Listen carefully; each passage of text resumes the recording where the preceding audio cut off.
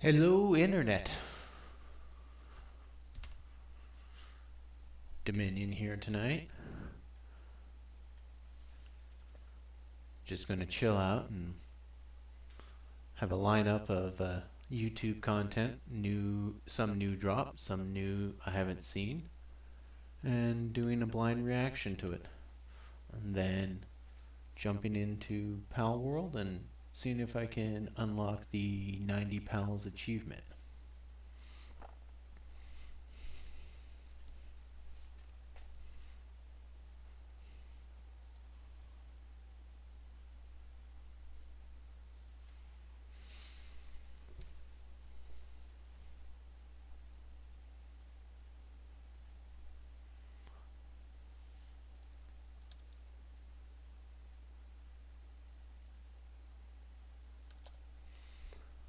Our first video that we're going to be reacting to is a smug Aniana video titled "You Will Own Nothing and Be Happy, and You'll Eat the Bugs."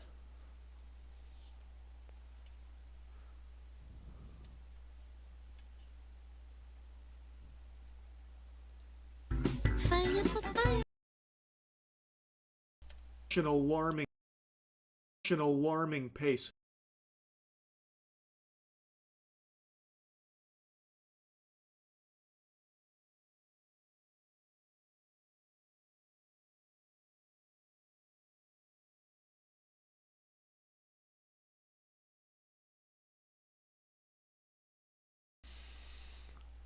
I'm going to have to remap that. We're going to try that again. We're reacting to a smug Aniana? Yeah, smug Aliana video titled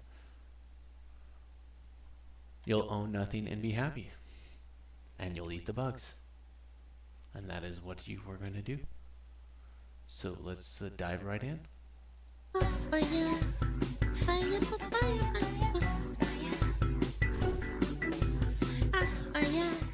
Anyway, what is this? Limited time only. At least your PS5 for $10 a month? Oh my god, eat the bugs! Eat the bugs! You will own nothing and be happy! Yes! This is the true motto. Every day we inch closer and closer to the bleak future where nobody owns my PS5, anything. yep. Even the idea of ownership is looking like a foreign concept of a long-forgotten age. As if billionaires, sorry, not millionaires, if billionaires could find a way for them to like rent out oxygen to you, they fucking would. I fucking hate corpos. If billionaires could find a way to live forever, they would. Billionaires would try a lot of things. Elon Musk is trying to get to Mars, building his own rocket ship and all. Every corporate vampire zombie husk worm person is... You think like Resident Evil is like a story? It's like fake, it's fiction. It's not. That's what would happen if they had the ability. Canned air? No. Like, you need air to survive. If they could put you in a vat of like water. So like imagine you wake up in the morning and then all of a sudden everything is underwater, but everything's fine and you can still go to work, unfortunately. But then, like, the corpos are like, okay, so you have to lease, like, air to survive for $15 a day. They would fucking let that happen. 100%. They would. Like some sort of tax or, like anything like that. They would totally do that. Scrambling to try and shove this idea down your throat that you will be happier owning nothing. You will own nothing and be happy. Yeah. I know I've yapped about this a lot over the last 2 or 3 years, but that's because it's been accelerating at such an alarming pace. Yep. Look at this newest development here. You can now lease a PlayStation 5. Zoinks! Yes! Certified turbo zoinks moment if I've ever seen one. This is all fart, no poop. This is going to be no different than most people with leasing cars. You get your equipment, you play it for a little bit, you give it back. You hope for the new model, you rent your equipment. But with such a span between each models, just not cost effective. This shit is fucking foul. You have a plethora of really enticing options here to choose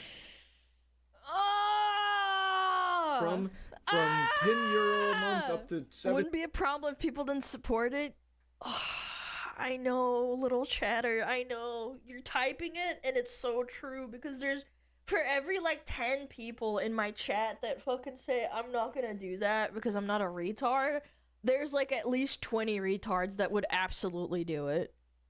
Did you know you can AFK Bloods and Zaya whilst learning to code in Python?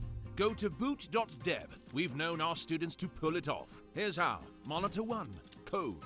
Monitor 2, level rune crafting. Before you know it, you'll have written thousands of lines of real code and even knocked out that Karamja Elite Diary rune crafting requirement. It's well known that developers make bank and work remotely, but only slightly less well. That's the bummer about this whole thing, is that like people will unironically be like, oh wow, that's awesome. 17, depending on the model and I guess the duration of the lease. This is fucking outlandish. This is some hogwash. I cannot believe that we are just seeing this now, It's just out in the open, out in the genuinely, wild, just unashamedly. Now, I was reading through things, and it seems like 36-month contract is what you would sign for this agreement here, and you don't ever own it. It doesn't seem like you pay for X amount of time, X amount of dollars, in this case like 10 clams, until eventually you pay it off and it's yours. That doesn't seem to happen. No. I don't know this company. You are unironically better off like fucking buying it on credit, because at least eventually you might even own it. Like this just, you're so, oh my god, they don't teach financial responsibility and education. Like they don't teach finance in primary schools and middle schools and high schools on fucking purpose. I swear to god, this might be a conspiracy theory. You can call me crazy. I do truly believe that they do that on purpose. Cause I got Teach them to be cashiers. Count the money, put it in the till, put the fries in the bag. taught that shit at an early age by my parents. Like, cause you know, like my parents are educated, so they know, and like then they pass on the knowledge. But then people who are unfortunate, maybe they aren't educated or their parents aren't, then they just, you know, just keep the cycle going. Yeah. But I was looking into them, and it seems like they do this for a lot of tech. And what happens is, when you're done with the contract, you send it back. What is Sony gonna do? Break my legs? Oh no! I didn't send the PS5 back! What are you gonna do? Call the police? So you end up just paying significantly more overtime. It also doesn't even make a mention of PS Plus being included, so presumably if you want to have the PS Plus service, which I imagine most people would want if they're buying a console. I would fill it with cheese out of spite. I would piss and shit in it. And then, like, fucking send it back to them. No, I would take all the hardware out. Hold on. I would take all the hardware out and then have the plastic box, like, fucking, like, in there, right? And it's, like, on the outside, and then you just take a bunch of, like, cow shit and shove it in there. So in the first place, you're then paying even more on top of that over a long period of time and never actually even own the motherfucker in the first place. Yep. And then they just ask you to, like, send it back politely. What an incredible deal. Like, if you've been what? hit in the head with a sledgehammer, I suppose. But I think a lot of people might just see, oh, as low as 10 a month. Whoa. Jiminy Christmas, that's a great deal. That's very Why cheap. don't you just save the money for, like, fucking a couple of months? Like, the instant gratification is wild to me. That's better than just... Right. We're going for poor people. That's what we're doing here. We're going for poor people. you know, To saving sell up the and buying parts? it. Yeah, you and could. I haven't seen You could too do many that. people defending it, but I have seen a few brainless goob-zoomers that are always latching on to terrible fucking business practices and defending them as if it's their fucking job to do so, fighting PR battles for these billion-dollar megacorps. I will never understand that. Sucking corporate dick for free is insane. Like, okay, you're like a PR employer, like, oh, you manage the Twitter account, of course you have to defend them. There's people who suck dick for free. Just think about that. They do it for free. For no reason, no gain, aside from just being treated like a fleshlight by these companies. So there definitely has been some chirping here from these addicts that must consume the goob at all times, no matter what, so they're defending this to a certain extent, but most people are rightfully pushing back on this, calling out how outrageous it is. It's a bunch of horseradish. This is Totally not agree. good, and it's a symptom of the direction most of the world is going, where the weasels at the top of the food chain are trying to get you comfy with the idea that you don't own shit. You will own nothing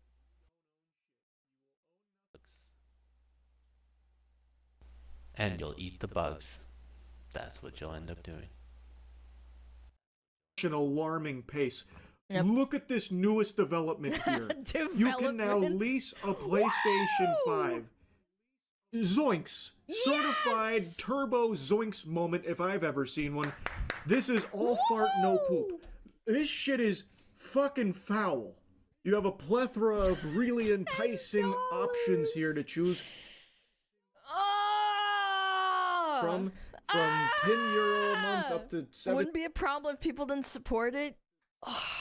I know, little chatter. I know you're typing it, and it's so true because there's for every like 10 people in my chat that fucking say I'm not gonna do that because I'm not a retard. There's like at least 20 retards that would absolutely do it. That's the bummer about this whole thing, is that like people will unironically be like, oh wow, that's awesome. 17 depending on the model and I guess the duration of the lease. This is fucking outlandish. This is some hogwash. I cannot believe that we are just seeing this now, It's just out in the open, out in the wild, unashamedly. Now I was reading through things and it seems like 36-month contract is what you would sign for this agreement here, and you don't ever own it. It doesn't seem like you pay for X amount of time, X amount of dollars, in this case like 10 clams, until eventually you pay it off and it's yours. That doesn't seem to happen. No. I don't know this company. You are unironically better off like fucking buying it on credit, because at least eventually you might even own it. Like this just, you're so, oh my god, they don't teach financial responsibility and education. Like they don't teach finance in primary schools and middle schools and high schools on fucking purpose. No, you have to choose it as an elective, an accounting, and even then most people don't complete the course. They drop their accounting and any advice into that and head off into just your standard consumer base. An alarming pace. Yep. Look at this newest development here. You can now lease a PlayStation 5. Zoinks! Certified turbo Zoinks moment if I've ever seen one. This is all fart, no poop. This shit is fucking foul. Education, like they don't teach. Want to have the PS Plus service, which I imagine most people would want if they're buying a console. I would fill it with cheese out of spite. I would piss and shit in it, and then like fucking send it back to them. No, I would take all the hardware out. Hold on. I would take all the hardware out, and then have the plastic box like fucking like in there, right? And it's like on the outside, and then you take a bunch of like cow shit and shove it in there. So in the first place, you're then paying even more on top of that over a long period of time and never actually even own the motherfucker in the first place. Yep. And then they just ask you to like send it back politely. What an incredible deal. Like, if you've been what? hit in the head with a sledgehammer, I suppose. But I think a lot of people might just see, oh, as low as 10 a month. Whoa. Jiminy Christmas, that's a great deal. That's very Why cheap. don't you just save the money for like fucking a couple of months? Like the instant gratification is wild to me. That's better than just saving up and buying it. Yeah, you could. I haven't seen too many people defending it, but I have seen a few brainless goob-zoomers that are always latching on to terrible fucking business practices and defending them as if it's their fucking job to do so, fighting PR battles for these billion-dollar megacorps. I will never understand that.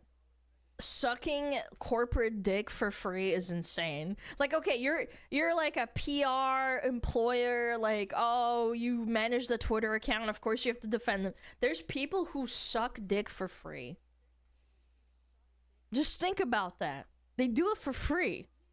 For no reason, no gain, aside from just being treated like a fleshlight by these companies. So there definitely has been some chirping here from these addicts that must consume the goob at all times, no matter what, so they're defending this to a certain extent, but most people are rightfully pushing back on this, calling out how outrageous it is. It's a bunch of horseradish. This is not good, and it's a symptom of the direction most of the world is going, where the weasels at the top of the food chain are trying to get you comfy with the idea that you don't own shit. You will own nothing and be happy. You don't question it. Just endlessly subscribe. Yep. Rent, lease, subscribe, and people are doing subscribe. You have nothing. Just suckling on their... I mean, ultimately, that's kind of what you do with renting. Like, you can get kicked out at any time they want, within reason. Some state laws are bad, like they don't support the tenant at all. Yeah, it's techno-feudalism. Like, you're just giving money and you don't own anything. Eat forever. And the beauty in the case of the PS5 here... Help, help, I'm being oppressed. That kind of feudalism. Although taking away our shit and having us just... lease it back to us is diabolical in its own sense. Once you're done suckling, you've had your fill of milk, you have to spit it all back up. You no longer even get to keep the console you've been paying for 36 fucking months. You have to send it back. And like, imagine that you're late on sending it back, by the way, and fucking Raylo sicks the Pinkertons on you to repo your PS5 from the lease. It's so ridiculous, man. And the fact that there's anyone that thinks that this is a good idea really shocks me. I understand that renting consoles, renting TVs, renting from all kinds of different places has been a thing for a while, and a variety of different things. It's just that now every company is up in your face and just blatantly obvious about their new push to get everyone comfortable switching to the lease everything model, you will own nothing and be happy model. And in the case of Raylo, with the very... There's a difference, though. If you go to Blockbuster, like, you get the enjoyment of picking out what you want, or at least you used to. You could pick out a game. Maybe you were... Yeah, Blockbuster. Where are they? I think Netflix ended up crushing them. From a poorer family that couldn't afford a $60 game, which was $60 was a lot of fucking money back in like 2010. You would rent the game and you would play it, and then maybe you would even buy the game. These people are like, oh yeah, you want to rent it? Yeah, go fuck yourself. You send it back when you don't make the payments. Do you know how many people also stole like from Blockbuster and shit, like to rent out stuff? Yeah. Limited research I've done on them, it seems like they primarily target low-income households, and in the case of the PlayStation... What a surprise. 5, it seems like the goal is to get these families spending money that they ordinarily wouldn't be on a PlayStation 5. A low-income household probably isn't super gung-ho and comfortable dropping hundreds of dollars on a PlayStation 5. But Raylo having an offering as low as 10 doubloons a month, well, now all of a sudden maybe that family does start spending. And they're But you could get a credit card, which I don't support. I fucking hate credit card companies and all that shit. But it would be more feasible for you to pay off the credit card, get $10 a month, and then eventually you'll pay off the PS5 and you get to keep it. But these companies are trying to get you to bypass the credit card and just go straight through them. You give me the money. No, you give me the money. something that they ordinarily wouldn't be purchasing, and Raylo's getting a piece of that pie now. So Raylo's getting paid $10 a month from this family, and at the end of the 36-month contract, that family is paid pretty close to what the normal retail cost is for the device, except now they have nothing to show for it because they have to send the device back to Raylo, who then gets to repeat this process, rinse and repeat. Meanwhile, the family that is now paid $10 a month over the course of this contract gets fucking squat. It's a terrible and they break deal. Their legs and it's a smart business move from Raylo, because what they are doing is they are incentivizing the low-income households that they're, what I believe, targeting on purpose. It's contracted. You can't quit after 1 month. What if you just can't make payments? What does Sony do? Do they like have a robot clanker that pops out and breaks your legs and then runs off with the PS5? To start send a repo man out to collect, knocking on the door. Clankers would have to be a little more sturdier than they are now.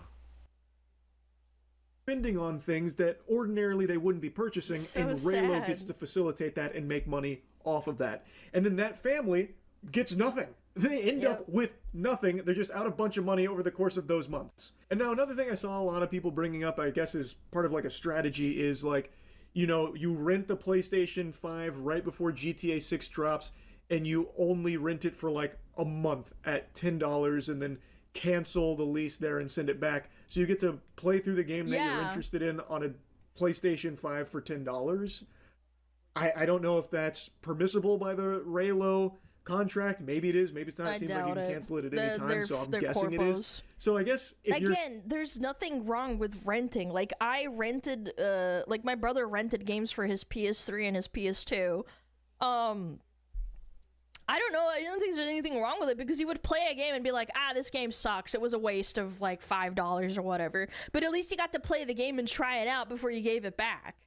Like, I don't know. It's so dumb. Like someone. But we can't rent media anymore. Not in the same way. It's a temporary loan from the company. That wants to just play a PlayStation 5 for like a day, a month, 2 months, 3 months, can't. and you then need to be instantly locked cancel in. it. So I guess in that case, you do end up saving a lot of money if you're someone who only wants to play the PlayStation 5 for a very brief period of time. You could do that strategy if it's allowed in their contract. I don't know if it is or not. Maybe they'll get the Pinkertons back on the horn for you or something. Couldn't tell you. But I feel like the norm with consoles is you get a console under the idea that you will own it long term. Yes. Because presumably there's more games coming out over time that you might have an interest in. Thus, you would need the console to play them.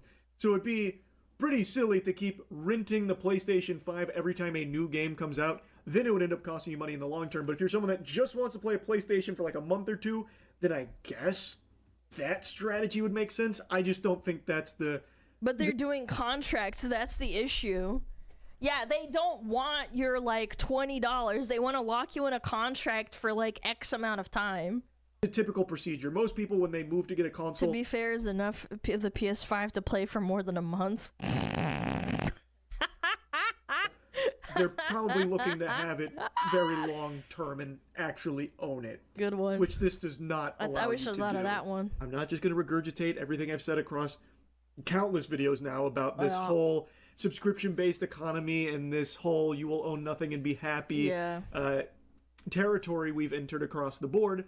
I think as it's beaten time and time again by these corporations, people will just come to accept it, and something like leasing a PlayStation 5 will no longer be like a weird, wacky, wild thing that's outrageous. People will just accept it as totally standard business practice. Yeah, that's what's the issue with it, too. Not too long ago, Klarna was advertising how you can put fucking burritos on Klarna. If you go to DoorDash, I think you can get finance through PayPal, I believe. If you DoorDash chicken nuggets to your house, you can pay with PayPal, and then PayPal will pop up and ask, hey, do you want to pay with this with like $5 right now and then do monthly installments? Our society is cooked if we are financing groceries and fast food. You will definitely own nothing. OF on Klarna. Well, that turned out to be fake, but like that was still really funny to think about. Yeah, paying Wendy's 4 for 4. Yeah, financing your fucking Pizza Hut pizza. You can lease burritos, and now you can lease your goddamn PlayStation 5. Leasing your food is so feudalistic. Oh my god. Soon to be everything else in your life. The idea of ownership dying. Not just dying, being murdered, executed in cold blood, defiled, the corpse being dragged through the streets, paraded, mutilated, and taking the place of ownership becomes the idea, imagination of having something that's yours when it's not and never will be. And I shudder to picture that future where you're the weirdo for not wanting to lease your fucking Five Guys burger. People will look at you like some kind of circus freak idiot. Because you want want your big arch burger? You're not financing it? Ugh, what an idiot. Anyone who rents anything doesn't get anything in the end? Yeah, that's why it sucks. Renting is dumb. No, financing food is tomorrow's problem. Today I eat. I've always hated renting, period. I'm sorry. I've always thought that the fundamental of like borrowing money or giving someone money and then not getting anything out of it in the end is fucking dumb. I hate that. I've always hated that system. The only thing that I could justify it for is like renting a game, because you can still justify and say, hey, I played this game for like an hour or 2 hours or like a day or whatever, and then I want to buy the game because I got to try it out. It's like renting a car and seeing if you like it. I think that's like the logic. But when it's like food or it's like your PlayStation, where like you are buying a console or a computer and you want to keep that forever, like you know what you're getting. Like, what are we doing? Nah, I know some people who will lease computer equipment because they want to keep up with a more higher level of hardware at what they think is a discount, because they figure they can trade it in, trade up, get something better. And most of the time they are mildly disappointed in what they get. Actually like own something.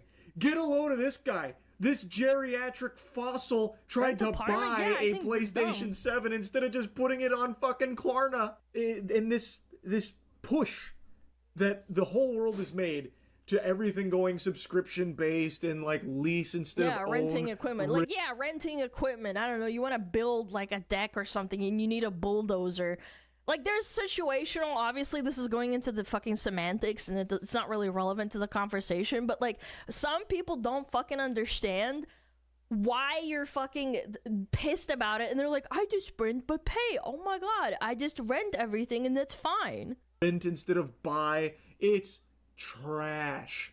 Which is why I've become such like a big advocate for the consumer rights wiki. This is something that I've only recently become aware of, but this seems like a truly valuable service, which is just a platform that solely aims to educate consumers on anti-consumer practices that are being integrated into products. Seems like a very simple mission to just give you as much information as possible about what a lot of these shady companies are doing with their services and their products.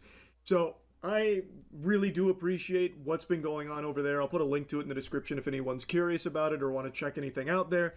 This is not like a sponsored segment or anything. I want to make that clear. I have just talked about this a lot and only recently had this put on my radar as something that's aiming to help in the fight. And what irks me the most is that this sets a precedent of what they can get away with. They're going to keep pushing more and more and more. Why do you think, like, PayPal and Klarna gets away with what it does? It's because it works. People unironically finance their chicken nuggets, and now they're indebted to them, and they have to pay 20% interest on their fucking 20-piece meal over 5 years. I've always been a huge, like, anti-credit, anti-debt person, because it's like, what, I hate the system. I really do. I'm not gonna get into it, but, like, fuck me, dude. Against this, so bad. You will own nothing and be happy future. So I've been all for it, and just something I wanted to mention here. It is not sponsored or anything like that. Anyway, just another video yapping about this topic. I hope people continue to reject the notion of you will own nothing and be happy. Based. It should not True. be Real. something that people are Own just as much as you okay can. with. Yes. Anyway, that's I really about agree. it. See ya. So, yeah. Thanks, Charlie. That was awesome. Yeah, thanks, That made Charlie. me hate everyone even more.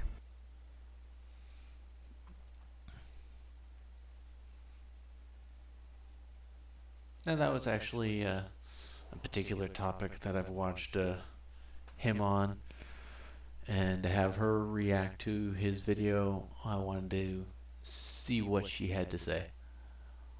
Our next video is going to be from Rev. Well, it's been a good run.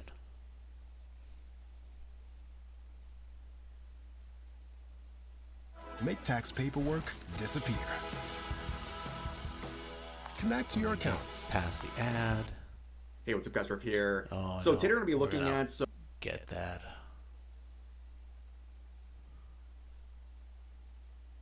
We're gonna get that queued up. Intro. Transition.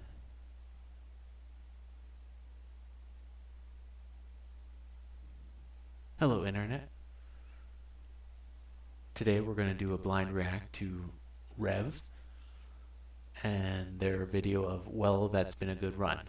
I don't know anything behind the information of this video, but I do know of Rev.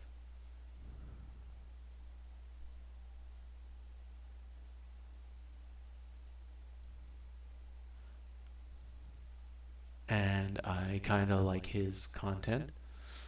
He does seem to get into quite a bit of trouble and say quite a bit of things that sometimes he's quite wrong at. But we'll see what he's got to say on this video here.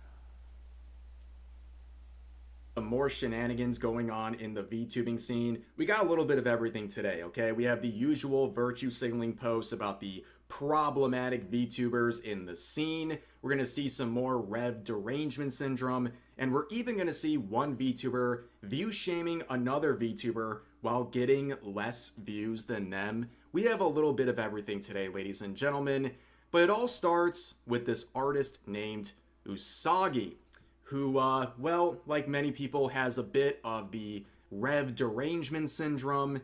And I just noticed a chatter pointing this out to me very recently.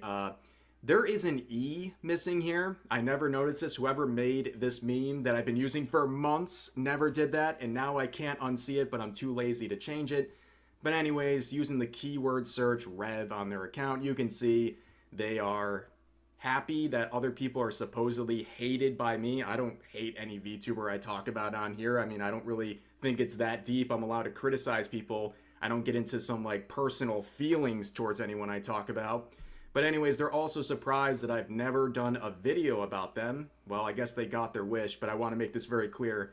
I have no idea who you are and why you're expecting anything from me. But anyways, their recent target is not just me, but also Banana Juju, who is one of the quote-unquote problematic VTubers out of there. We've talked about her multiple times before. She's been labeled a chud, a racist, and many other things, just like anyone in the VTubing scene who has an opinion that is even a tiny bit right of Mao Zedong. She got initially canceled, so to speak, because of her VTuber model having fair skin with locks in her hair. People said that was racist and cultural appropriation, and the people making those claims were largely independent VTubers. But VTuber fans didn't care. Instead, they rallied behind her because they saw she was another victim of cancel culture, and she has retained that audience by doing, oh, what's that thing called? Oh yeah, consistently making content and entertaining people so they stay. I know, very foreign concept to many. But this artist made a call-out post recently targeting Banana Juju, showing screenshots of Banana Juju's promotions for her stream that have AI generated art, and the artist says, "Love to see that no artists want to work with people like her anymore. We need more artists to blacklist people like her, Powder, Rev, etc." keep using AI instead because that is the only trash you guys deserve. Crappy generated slop for your slop content. That's interesting to say because this person is upset about Banana Juju using AI to produce this art to promote her streams. They want to support artists, I guess, by making this call out post, but at the same time, they want people like Banana Juju and myself to be blacklisted from artists, so we can't even commission artists. So at the end of the day, you don't want us using artists and supporting them. Instead, you'd rather us keep using AI? Like, make it make sense. Like, it's completely contradictory to what they're trying to achieve with their post. But yeah, you can see some more Rev derangement syndrome, more virtue signaling, and they would get dunked on by everyone, including Banana Juju, saying Chibi Juju is getting drawn and rigged by an artist while you are spewing your BS instead of working on your open comms. Yeah, isn't that amazing? All the artists in the VTubing scene who are constantly virtue signaling and making call out posts always have open commissions. They're never booked up. Man, it's like if they maybe focused more on making art instead of whining about other people, maybe they would be able to complete and achieve more commissions. I don't know. But yeah, that was their response, and right afterwards, this artist would private their account, at least briefly, and Banana Juju would say, someone can dish, but they can't take. This is your warship. Yeah, not even close. This is your ship. And you want to conquer the ocean. Then begin your ride. What do we got for Upgrade that? your cannons. Reinforce your hull. Ultimate Set your sea sails battle. toward distant islands. No thank you. Fight through brutal naval... Which, yeah, many such cases. I mean, how many times have you seen someone in the VTubing scene make a call-out post unprompted against other people, like myself, for example, and then when they get any response, especially a response from the person they're calling out, they immediately hide. I mean, we've seen this play out many, many times in the past, but people started trying to dunk on Banana Juju in the quotes of this post. This user sharing a screenshot of their other accounts, so they're attacking them with multiple accounts at once, saying, I agree, with a screenshot of her views gained in the last 7 days going down by 40%. Like, okay, are you really sure you want to start view shaming people? That's a very weird thing to do. You're not producing any sort of a counter argument to anything she's saying. You're just trying to shame her for her views going down over the last week when this was made. I mean, let's be real. If you're in the VTubing scene or in content creation, there are ups and downs week by week. Like, if you have 1 week where a video pops off and does really well, well, guess what? If you have an average week the next week, it's going to go down when you compare the two. Like, it's not a big deal. That's just how, like, content creation works. If you're going to get bent out of shape because you have 1 week where things go down in terms of views, for example, well, you're not going to last. Yeah, this is definitely going to be a marathon, not a sprint. And you will have trends that will flow up and down frequently. I've starting to see that in just my own analytics. It's very long because you're going to lose your mind. But this was the response from Banana Juju, and I think it was a very appropriate one for the amount of effort that was put into that attempt to dunk on her. But that moves us on to the next person in this video, this Kaio individual, who we've talked about before. He also has a bit of the Rev derangement syndrome. He says that basically it's a W to get blocked by me, which, as I always say, if I block you on Twitter, that just means you're super annoying. It's not exactly a W.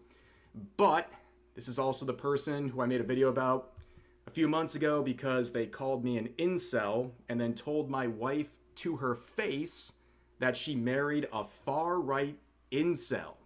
Very interesting. Rev derangement syndrome consumes all, ladies and gentlemen. But recently, this individual has been attacking VTubers, attacking this post where a VTuber said, basically, I wish there was a time we could go back to where you could have different opinions and still get along. Where Kaio says you can disagree and still be friends when it's about small things like sports or games, but when someone is openly hateful or bigoted and still expect people to maintain a friendship with them, that's just stupid. Yeah, I love this person preaching about hatefulness and bigotry. Reminder, this is the guy who said you can't be racist towards white people. And of course, this is also a response to him simping over Uki Violetta, the VTuber who's also a person who claimed you can't be racist against white people, and also is a self-hating man who constantly disparages men all the time. And keep in mind also, this person is constantly calling people slurs, saying bundles of sticks many different times, but it's okay because he's saying slurs wokely. While of course, about a year ago, telling people like Kirsha and her community that they are terrible and a waste of time because they spew racism and slurs. Oh, now if you're going after Kirsha, that definitely cements that your opinion is rejected. She doesn't seem to come off as being a racist person. Definitely could say she would dance the line of dark comedy, for sure. But nah, I don't think she'd be a racist person. I regret to inform you, the call is coming from inside the house, Kaio. This is you and your community. Now, going back to the post about having different opinions, he added another response because the first one wasn't enough, saying like, what a loser. I hope your month of fame is nice until you fall off like Banana Juju. So another attempt to view shame Banana Juju in this video, which is very strange because based on numbers as pointed out here, Kaio is view shaming Banana Juju while getting less views than her. You can see these charts provided here. Hello everyone, today I am testing an interesting tool called Hitem3D. Hitem3D can generate a fully textured 3D model from a...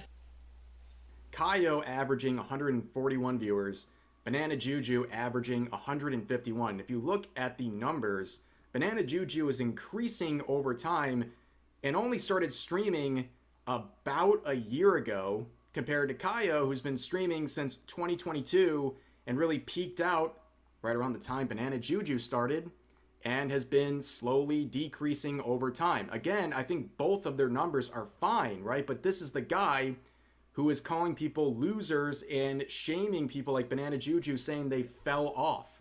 You're the one making the comparisons. And if you go even more recent, like looking at the last week or so, this is the Twitch numbers. He's averaging around 250, peaking out at 290 peak viewers, averaging around 200. You go to Banana Juju in the same time, she's averaging over 200, nearly 250, and peaking over 300. She's getting more views in the last week. And that's not even considering the fact that Banana Juju also multi-streams on YouTube. So it's splitting up that number even more. Again, it seems like a very weird thing to say, to call someone... Now I know where I know Banana Juju from. The Skybrows video. It was bothering me, I couldn't place it, but now I realize it must be from the Skybrows video. Falling off while they're getting more numbers than you, and also keeping in mind they started a lot more recently than you, and they've maintained and actually continued to build their audience. But I guess Banana Juju got the last laugh here, ending up in the hidden replies of Kaio, saying instead of thinking first, I support the current thing, referring to Kaio. And this was the post that the hidden response was found on, where he says, I hate fence sitters. Brace yourselves. This is a very high intellect post right here. When there are streamers who are like trying to sit on the fence to appeal to everyone, I couldn't imagine ever doing that. I couldn't live knowing that a MAGA bitch watches me, you know? Like the moment I even get a hint of MAGA-ness in you, like you gotta go. Like I don't with that at all. It's okay if you're a Republican and you watch me, because that's like different, right? I guess. But if you're MAGA, you're not even human anymore to me. You're just like a cultist member. I don't vibe with that at all. So when I see VTubers that are fence sitting with the whole ass like fence up their pussy, I don't understand how you could ever deal with that shit in your community, even like knowing something like that is around you. Ew. The righties like to argue about like, oh, you claim your place is a safe space for all, but you don't want these people like magging your community. Well, yeah, because the moment you enter, it's not safe anymore, you dumb f. Like you're a parasite, duh, because you think like everyone's existence in this chat, including me, is like not valid. So like, why would we want you here? Are you dumb? Like, what a stupid fucking argument. You're actually brain dead if you think that. Oh geez, this guy hates fence sitters. Wow, that was the most biased opinion that I've actually ever heard. Just dismisses. So it's easily dismiss your argument. And all of his opponents are all in a cult and they can't ever speak out. I would challenge this guy to come out to his own audience and say there's only 2 genders or something basic like that. They would completely turn on him. That's what a cult actually looks like. But, you know, I can spare you the very needed analysis of this post here, but let's just read some of the quotes that handle it. Coming from someone who thinks you can't be racist towards white people, your opinion holds 0 weight. IQ so low, it's in hell. Gays like Kaya are the reason LGBT acceptance is now lower than ever. MAGA are subhuman. Again, I keep saying these people hate you to the point that they want you dead. This guy is a known racist and brags about how he hates men, and yet he's claimed to be gay, which I think is just a grift. The only time I see this class clown being talked about is when he's being the biggest toxic regard on the planet, ranting about how he wants people dead over some fake headcanon reason he made up in his mind to defend his vile hates. And here's one more. You're literally one of the most openly bigoted people on this platform and you're whining about MAGA, then immediately hopping on the fence again and going, I mean, not Republicans though. Please, someone has to watch my garbage. Don't go. And of course, the post I was referring to, which was hidden from Banana Juju, is this right here where she actually achieved a ratio replying to him despite getting tossed into the hidden replies, which is basically like highlighting the comment. Like when you put someone's response into the hidden replies, you're just highlighting that not only did it bother you, but like, here is the post, give it more attention. And that's exactly what happened. But speaking of ratios, he's achieved many against him thanks to this recent post. I wasn't even going to talk about this in the video, but recently he said this. Game elitists thinking they're better than others because they played the original Resident Evil games with crap tank controls are so cringe. 700 likes, 600 comments. I don't think this is going to go very well for him. Also, 1.4 million views with 700 likes. Brutal. This meme every time. I love video games, but I would never ever play anything made before 2015. Just look at the replies destroying him. Game tourists thinking they deserve to have an opinion on things they've never experienced and refuse to are so cringe. Why wouldn't you Crap play tank before controls. 2015? Just admit you don't have the skills to Anything work wrong tank with those controls. games? Some of us Is it the smooth graphics? through with tank controls like butter while watching others get caught on every angle. Change. Yes, I am better than you. No brain. Because that does make us better. I understand why regards dislike tank controls, as you need to have an IQ above 80 in order to properly utilize them. Imagine thinking tank controls are bad, LMAO. And I think this series of responses really sums it up. Just look at the number of likes from this user versus his responses. Beginning with, I mean, they actually like the games, so yeah. Kaio says, it's almost like you don't have to play every single game of a franchise to be a fan of it. The other user says, I think actively denigrating large parts of the franchise because you don't understand them is another thing entirely, but what do I know? I actually like video games. Kaio says, it's not about not understanding, it's about not wanting to, LOL. Point still stands, you can still be a fan of something without having to play every single game and follow every single piece of media from a franchise. The other user saying, and by itself, that would be reasonable, but with the context of every game up to and including 5 is poopy doo-doo, I don't think that can be reconciled with, I like the series. Kaio says, I didn't play the games because I don't like tank controls, but I still watched it on YouTube. Oh, jeez. Because I'm interested in the series, it doesn't make me any less of a fan than anyone who did play. The other user says, I mean, I'm a believer of the concept that you can be a fan of something through a Let's Play myself, but the idea that you're as much of a fan as someone who cared enough to go through the actual intended experience is a bit of a stretch. Don't you think? Kaio says, not a stretch at all. I even know people who haven't played games from certain franchises but put more time and effort into learning about the lore than people who actually have played the games, especially with people who play Resident Evil games and just skip all the notes in-game. The original reason I made this tweet was because I saw someone being interested in the Resident Evil games, and the comments were flooded with people telling them to not play it at all if they're only going to play the remakes, which I think is just weird and gatekeeping. And one final ratio to cap it off, the other poster says, I don't know, I feel reading the wiki or watching lore videos is just inherently less investment than the actual core experience, and it's not like a hardcore gameplay only would call themselves a fan.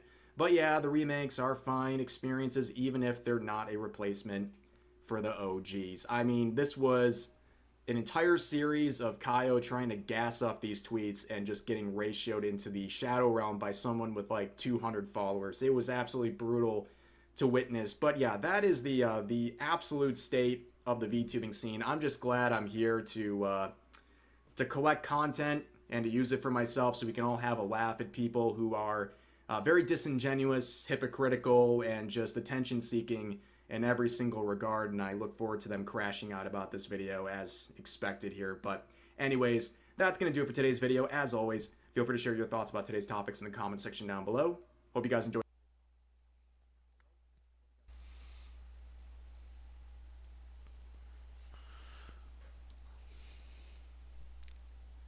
The only person in that was the banana girl that I recognize. But what a weird drama.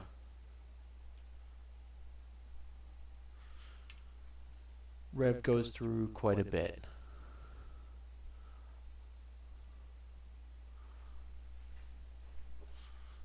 I'm going to set up for the next one.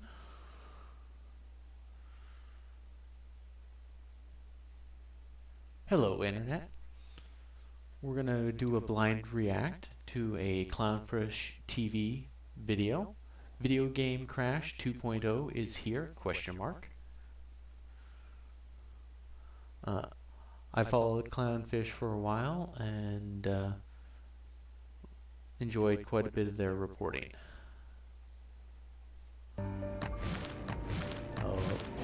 Suffer as I have suffered. Get past ads.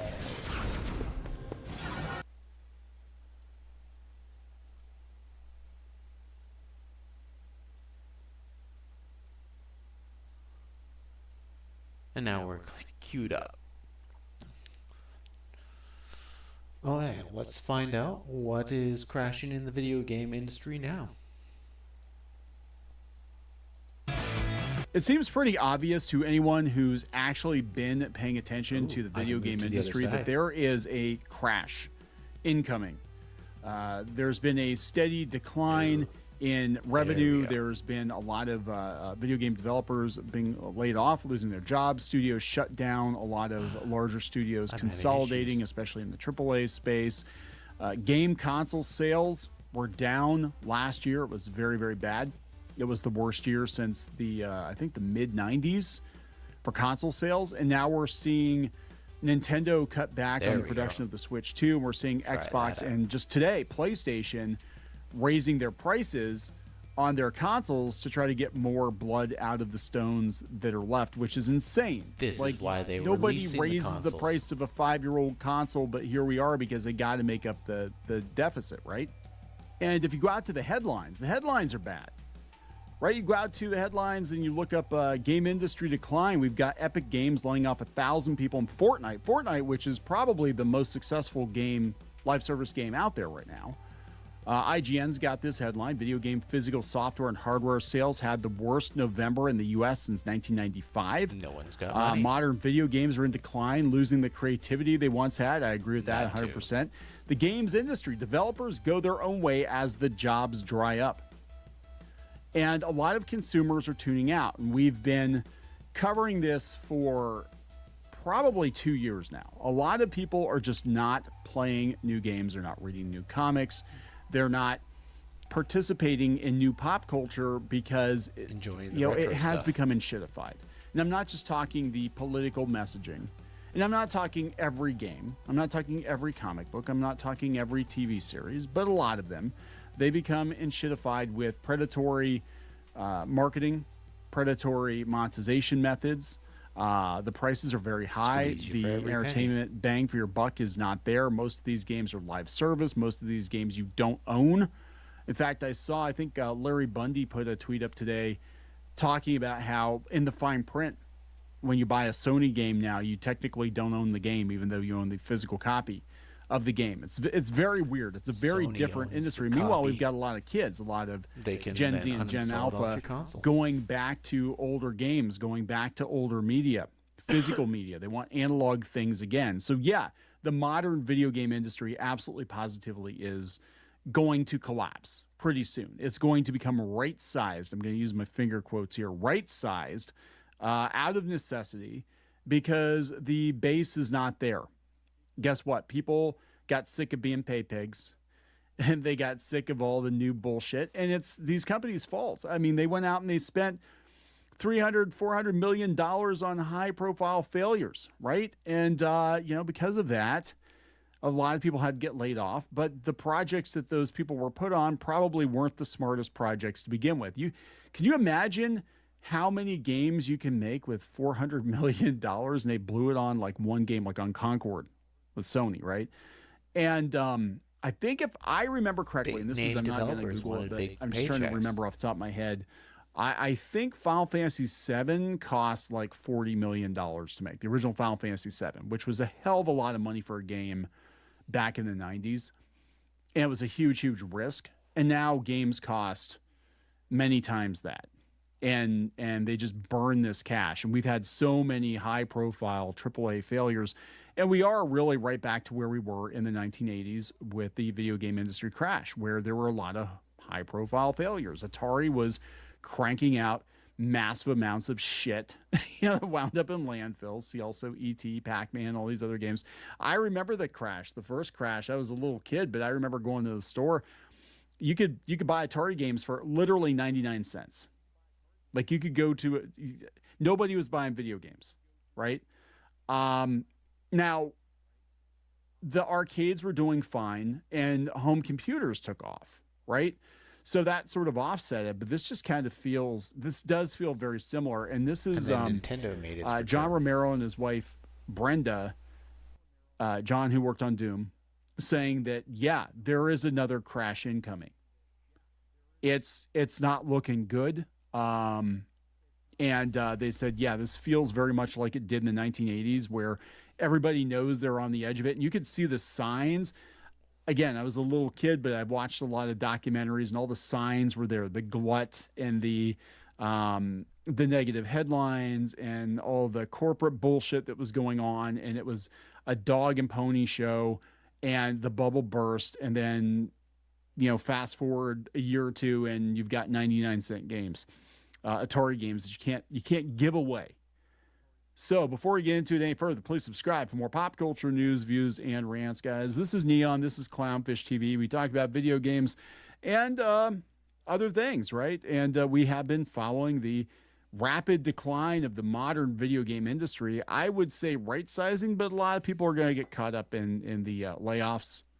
And I think a lot of gamers, consumers are going to walk away from modern games and probably not look back because, let's be honest, there are more games available to play right now than there ever has been. And no one human can play through every video game ever made in a lifetime. So if you decided today, hey, I don't want to play any new games, or I'm going to have a cutoff, like, 1997, that's my cutoff. I'm playing all the games for 1997. You are good, man. You have decades of games to play through. And that's just it. And I think people are starting to realize that. Like, I don't need to have the latest, greatest thing. It'd be nice if the latest, greatest thing was awesome and it didn't completely suck, right? A lot of people are enjoying, Arc Raiders, and they enjoyed Helldivers and Palworld. And there have been a lot of games out there that, been pretty good. I mean, there actually are a lot. I've sunk so many hours into Vampire Survivors. It's insane. I probably got like 150 hours into that game. So there have been some pleasant surprises, right? But they are fewer and further between, I think, for a lot of people. And unfortunately, the way the video game industry works is you have to constantly have new stuff that people want to buy. You can't just like say, hey, we don't really need to put a lot of games out because people are still buying old games. So we'll just put a new game out like once every 5 years. Yeah, that's not going to work. You always gotta have revenue, and I think it's definitely drying up here. So this is again John and Brenda Romero reflecting on the state of the industry, saying we were there in the 1980s for the crash, and this is definitely crashier. So they're saying it actually feels worse to them. If you're in Canada and have over $10,000 of debt, payday loans, credit cards, and lines of credit that you can't pay. And this came from gamesindustry.biz. The pair have had to dramatically downsize their studio since the money dried up, but they're determined to keep on coding to the bitter end. Okay, so they said last year was something of an annus horribilis for Romero Games. Faced with a sudden funding rug pull, the studio has had to downsize dramatically, but still hanging in there. Romero Games was set up in Ireland just over a decade ago by John and Brenda Romero, gaming's foremost power couple. John, of course, is most well known for pioneering work on Doom in the 90s, the game that helped to kickstart the first-person shooter genre, while Brenda has an enormously long list of game credits that takes in titles like Jagged Alliance 2 and Wizardry 8. Speaking to GamesIndustry.biz ahead of Game Republic's Dark and Doomy event in Wakefield, John and Brenda reflected on the hardships they've faced over the past year and the state of the industry more generally. I feel like the industry's in a really horrible place right now, says Brenda, likening it to the U.S. video game crash of 1983. I mean, we were there in the 1980s for the crash, and this is definitely crashier.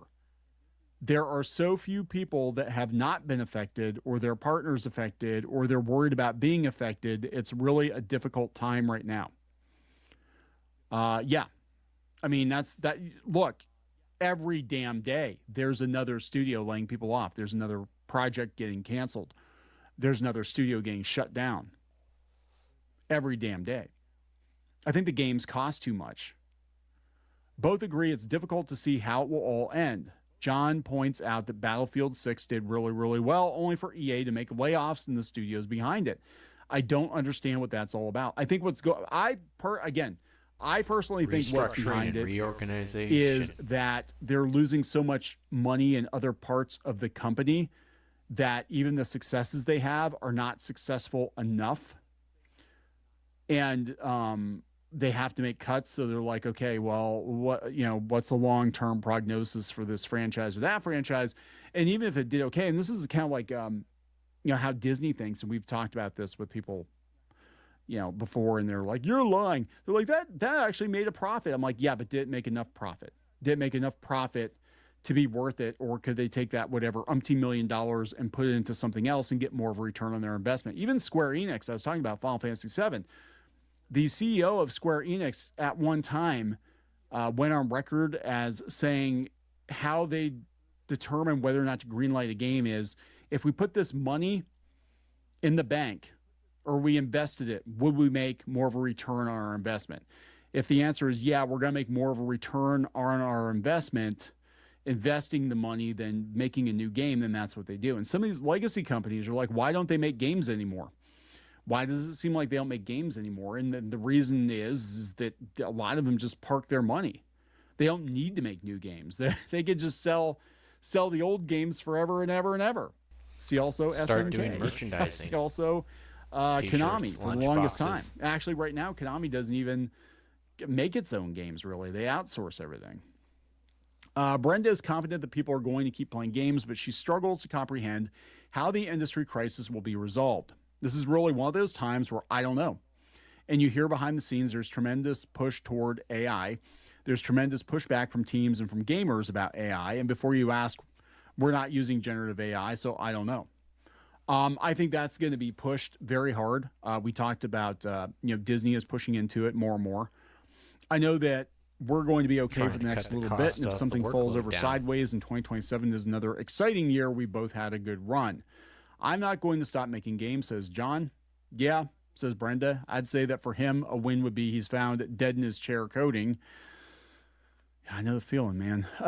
Given the huge impact John has already had on the industry, it would be understandable if he wanted to simply rest on his laurels, reflect on past glories, given the headwinds both Romero Games and the industry more widely are facing, but he's determined to keep going. There's too much cool stuff to make.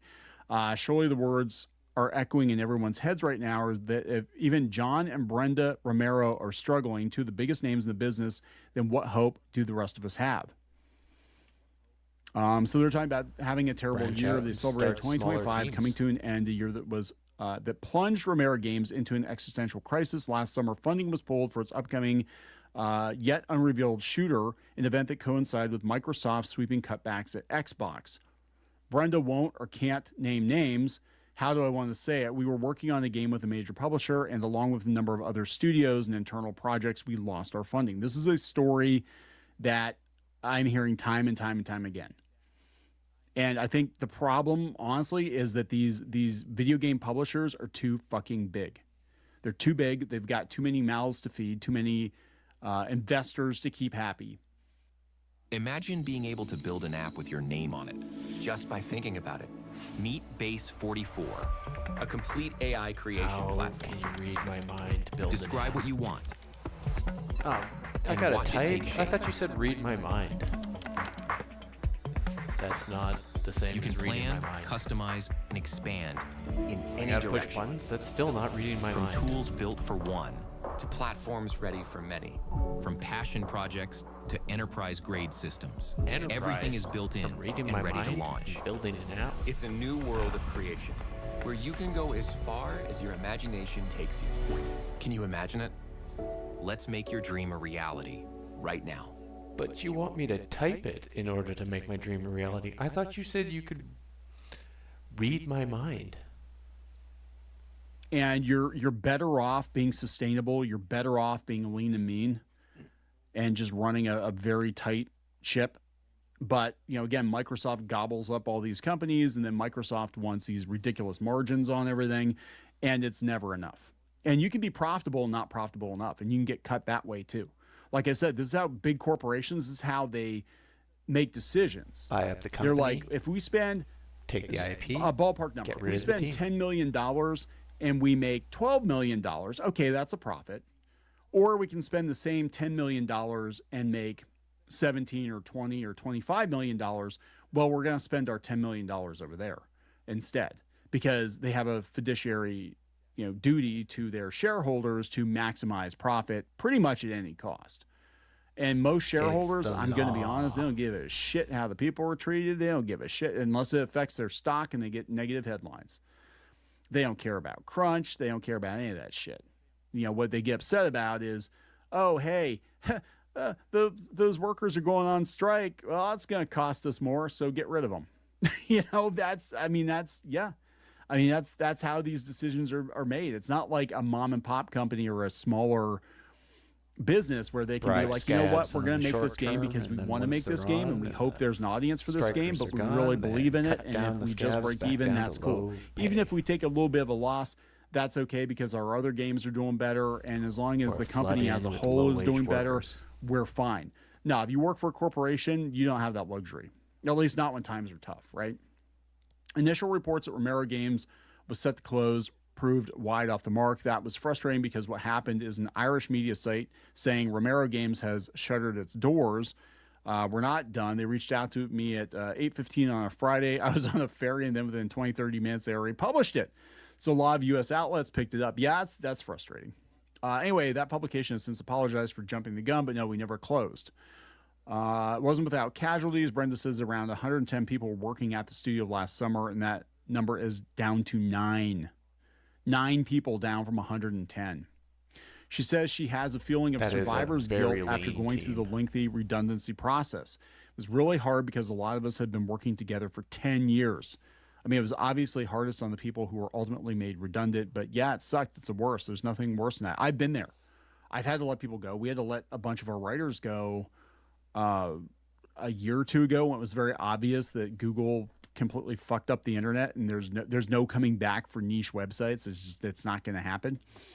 I had to make that decision before it got to the place of no return, where it was like, do we let people know that we can't do this or what? And before that, I was a manager for a company, and I had to help make the list of people that were going to get laid off. And sometimes it was like, we're not going to lay them off now, but we're going to lay them off 3 months from now because we got to get them, to finish this project they're working on. And they know, internally, the companies know. Sometimes like, yeah, you're only here for like 3 more months. You don't know you're only here for 3 more months. And sometimes you want to drop a little hint like, oh, you're... That's the risk when your business is dependent on another company's business in order to survive. When Google was just an indexer, it was fine, but then the indexer wanted to be a shaper of the internet. And they have definitely gone that far. You're looking at houses, huh? Yeah, now's not a real good time to buy a house. I'm just saying, and that happened to me at the one company I worked at. The guy was, he was a nice guy, but he was not a good fit for the company. He was very high strung. People could not stand him. I always got along fine with him, but a lot of people couldn't stand this guy. And they were like, yeah, we're going to have to get rid of him because he's causing too many problems.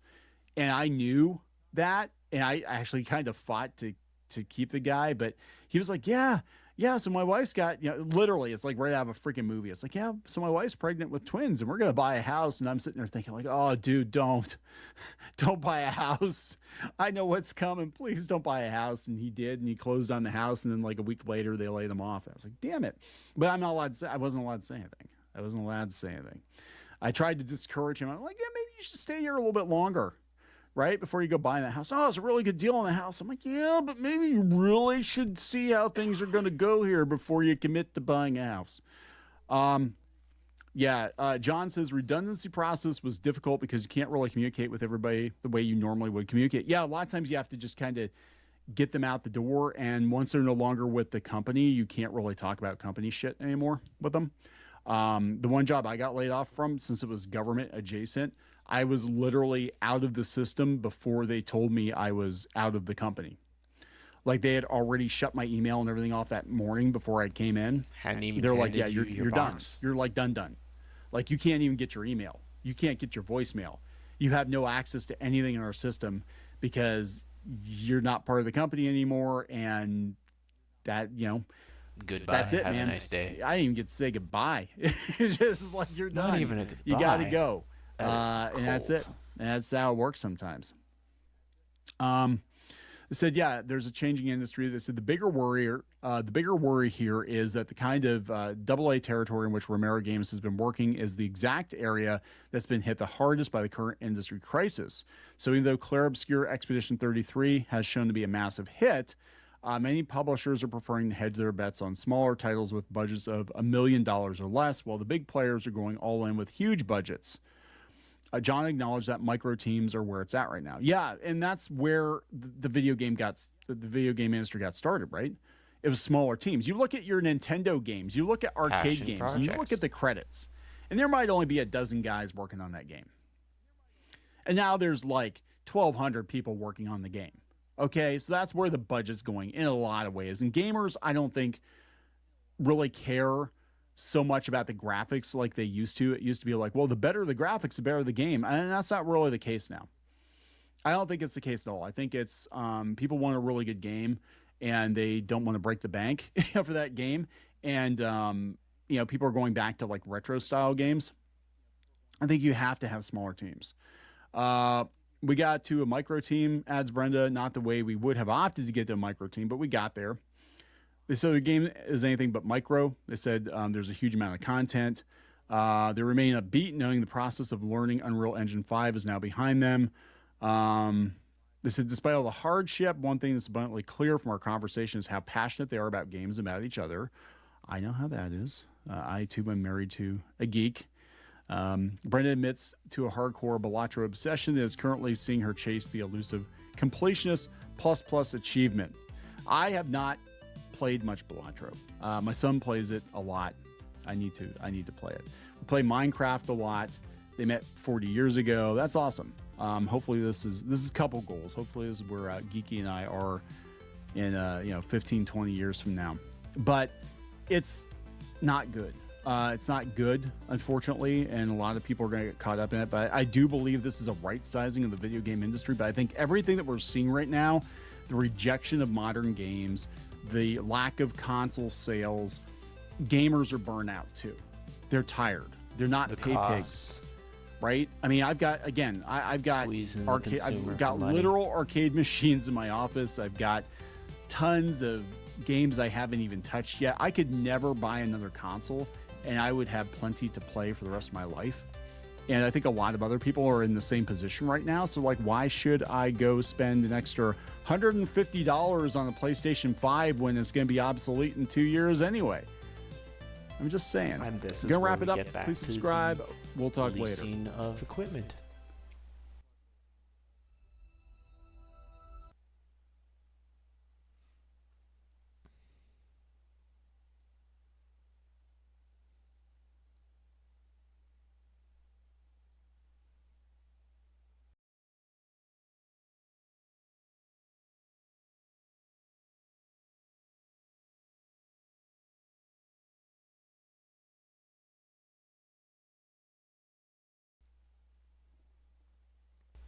Okay, we're just queuing up our next video, and this is a much more humorous one coming from Ryan Kelly. We're going to watch his video on Smith & Wesson.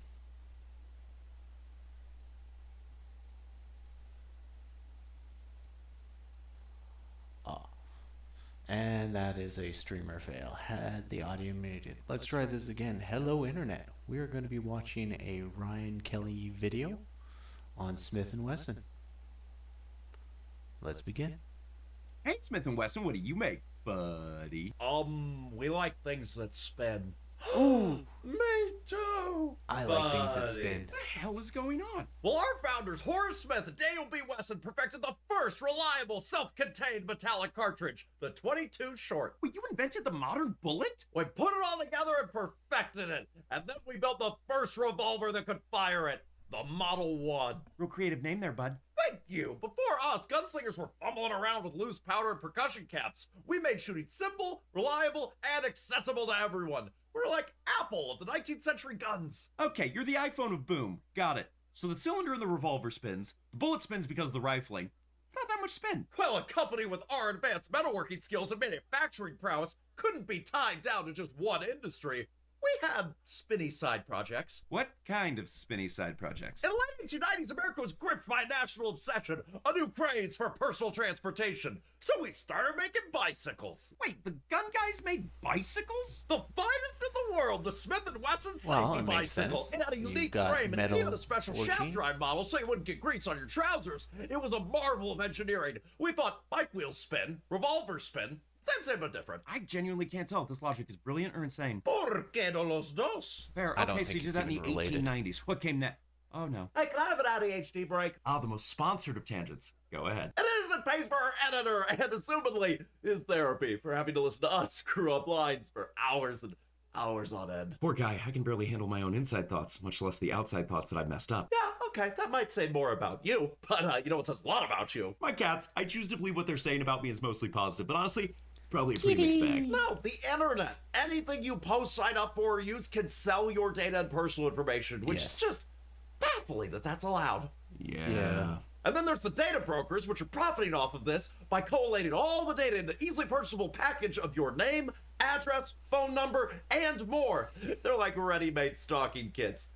Oh no. Yeah, I've been stalked and honestly Traded can't on an recommend. exchange. We're sponsored. Delete Me can help with that. They send hundreds of takedown requests to data brokers telling them to lose your data. And legally, they have to. I can really swipe or no swiping my data? You can, but if you do it yourself, it'll take dozens of hours. And Delete Me takes care of it for you. Nice. Okay. You wouldn't tell me about this if there wasn't a discount. Correct. For anyone who might be eavesdropping on the conversation, if you want 20% off Delete Me's consumer plan, you can use the code Ryan Kelly or use the link in the description so that you can be a little less findable. Thanks, Delete Me, for sponsoring this video and keeping us rolling. All right, buddy. Back to guns and more. World War Waters, we say when the Kaiser and friends did our marketing for us. Okay. What'd you make? Well, since the U.S. likes to be fashionably late to world wars, we sent tens of thousands of our .455 hand injector revolvers to the Brits and the Geneva Convention-loving Canadians. .455?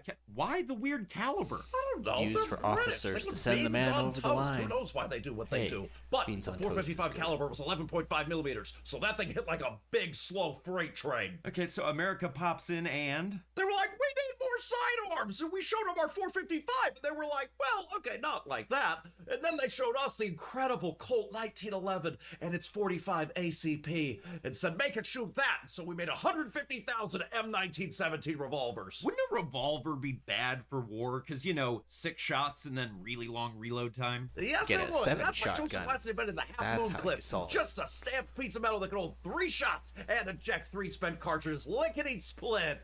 Most of the time. Okay, one quick question. What do you mean doesn't sound like most that'll of the time? hold together well, for a clips are just spinning a stamped object. piece of metal. So if they get a little bent, they could, you know, make the revolver not cycle or be tough to remove. It was kind of a gamble. Do you want to reload slowly or fastly with the caveat of maybe not at all? Okay, so what next? Well, after World War I, the demand for military arms dropped off a cliff. We had all these factories and skilled workers, so we had to pivot. We looked at the modern American home and asked, what does this need? A revolver for every man, woman, child, and dog? Not for the cats, obviously. Oh, Kitty! We use it way too often. No! It needed clean clothes and dishes, so we started making washing machines and dishwashers. Washing machine buddies. Spinny. Are you telling me that for a while Smith & Wesson was a home appliance company? Winston, can you believe that? We were a domestic solutions provider. Need things clean? Smith & Wesson. Need that guy out of your house? Smith & Wesson. Okay, stain remover and stain creator.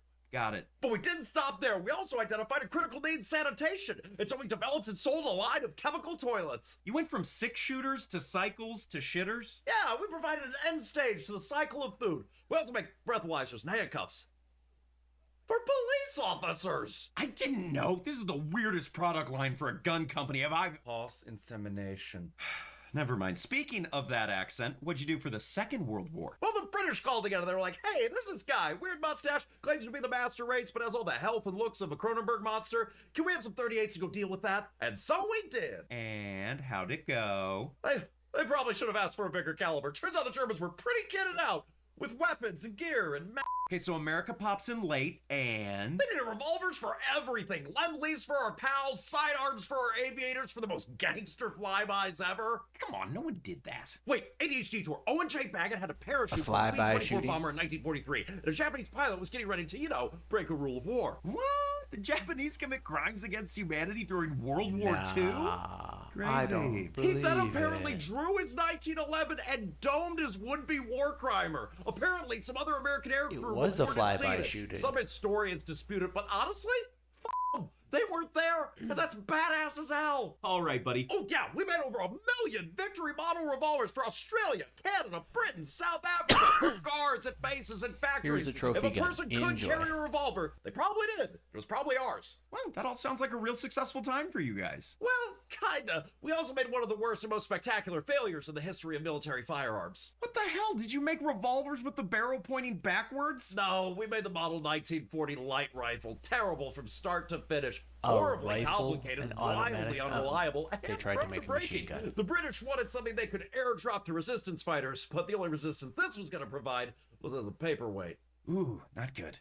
Yeah, at the end of the war, the British took all but 5 of these that we sent them and cut them in half and yeeted them into the sea. Ah, message received. Yeah, but hey, we were finding ourselves. By the way, do you need a submachine gun? I got a Model 76 here. It was meant for Navy SEALs. What? Yeah, that was most people's response. Eventually, we always went back to our first love, things that spin. In the 60s and 70s, we made a ton of J-frame revolvers, like the Model 36. They were affordable and easily concealable. Wait, do you mean the Saturday night specials? Didn't those get heavily associated with crime and... We prefer the term democratized personal defense options. We also worked with Albert Keeper to develop a new extremely powerful cartridge and revolver. This became the 44 Magnum and the Model 29. You could say it would make my day. Ah, Clint, got it. What happened after that? Well, our commitment to the community eventually got us into a bit of hot water. What? By the late 90s, gun violence was a big topic. Cities were filing massive lawsuits against us and other manufacturers. And at the time, we were owned by a British company called Tompkins plc. Wait, the knife crime people sold gun crime? We also make knives. It was a confusing time.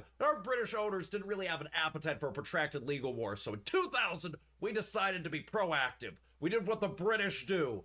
We ignored the American companies and went behind their backs. And then we cut a deal with the Clinton administration. What kind of deal? There have been a lot of safety features like internal locking mechanisms on all our guns, which could rarely, just lock itself on accident. Spend millions developing technology to make it only fire for an authorized user. Smart gun tech, which never really worked. And we'd only sell to dealers who agreed to our special code of conduct. In exchange, the government would drop the lawsuits against us. We thought it was a brilliant business move. How'd your customers react Did to it that? work? They saw it as the ultimate betrayal. The Clinton and Wesson boycott went nationwide. Nope, We were almost did not destroyed work. overnight.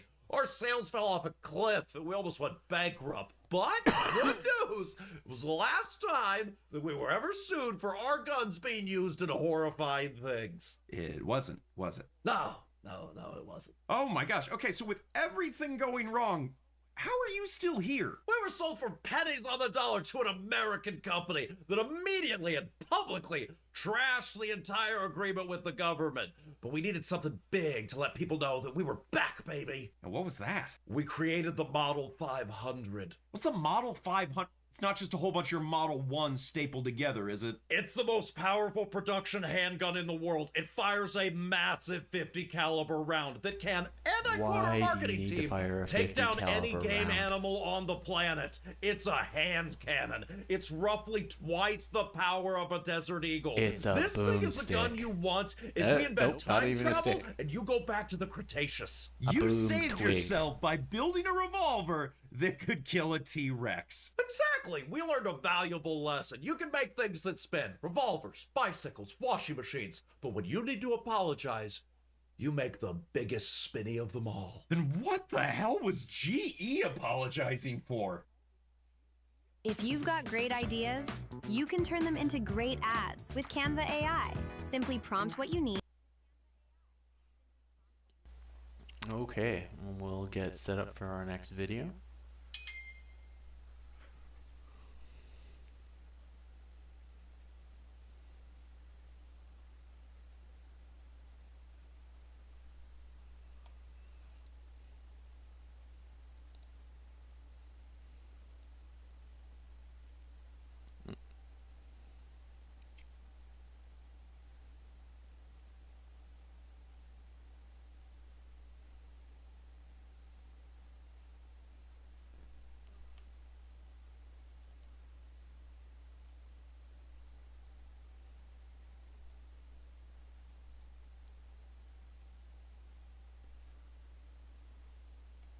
Now, for our next video, we're going to run the music video, Say the Line.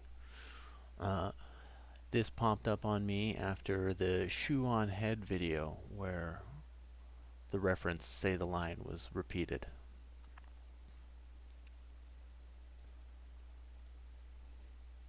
So, hello Internet.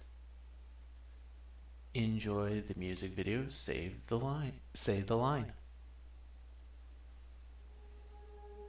Obey the script, say the line. Obey the script, say the line. Obey the script and say the line.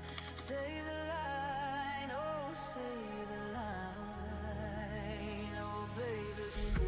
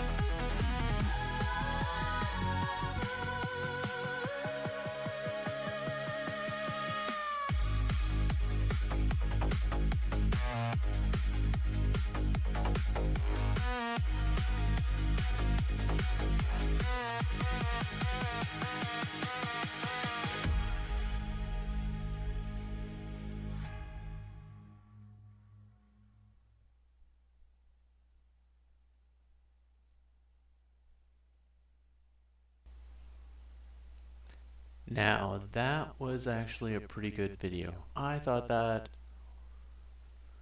was from Holy Ball, and I will have the original linked in the description. Many references I recognize there: Skybrows, Intellectual, Lord Intellectual, Paradox, Emperor Paradox, Leaflet, and I even like the style. We're going to finish off this reaction compilation with a Goku versus Chuck Norris from Toon Zeke. It just seemed fitting with the passing of Chuck Norris.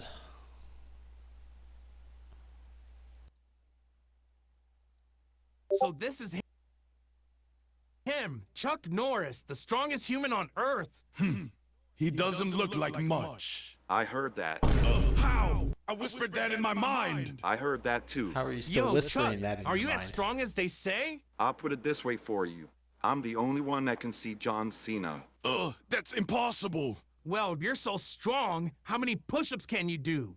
All of them. What? That's not even a number. Numbers fear me. Okay, how fast can you run? I don't run. The earth moves under me. Kakarot. He might actually be stronger than Jiren. All right, last question. What's your power level? Yes. What? You heard me. He's the real deal. You're definitely strong. Just Fight yes. me. Bring it on. Go on, Prepare Goku. yourself, You can take human. him. Kakarot, do not hold back. I think you guys might have to fuse to beat Chuck Norris.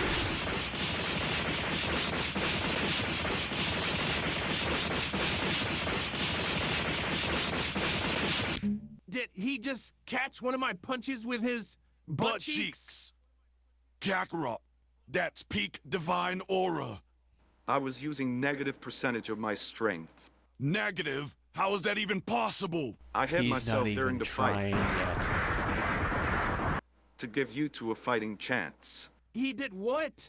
He damaged himself to make it fair. You're welcome. I've never felt so outclassed. We didn't land a single punch. Can we train with you? No. That's too fair. much of a Hey, loser yo, for them. Goku and Vegeta pulled up thinking they was tough, but Chuck Norris hit himself just to make the fight even.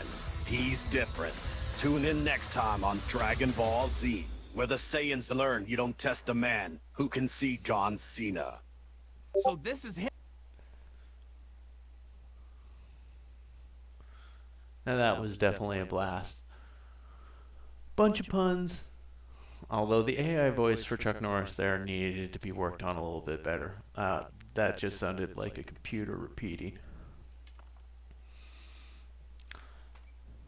Now, after those React videos, I'm going to take a 10-minute break just to stretch my legs, and then we'll hop right into the game.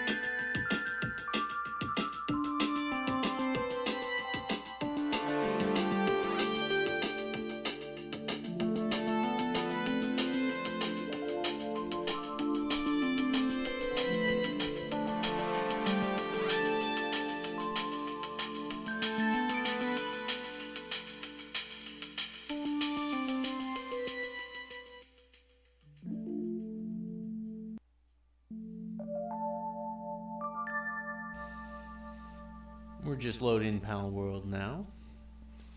And once I get into the Palagos Islands,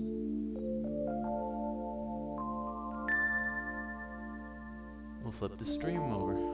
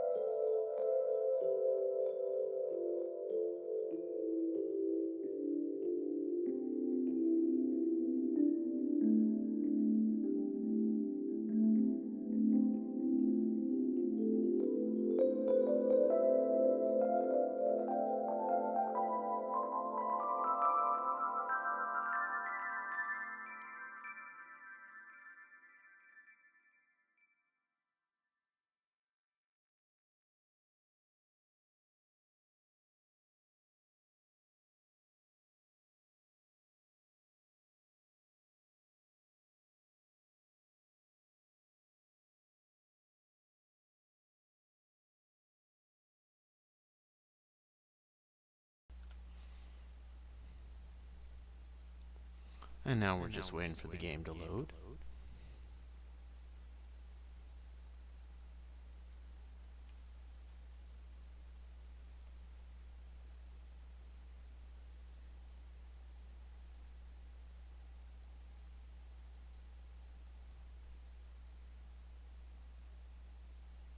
Do we have an issue with our microphone doing a feedback here?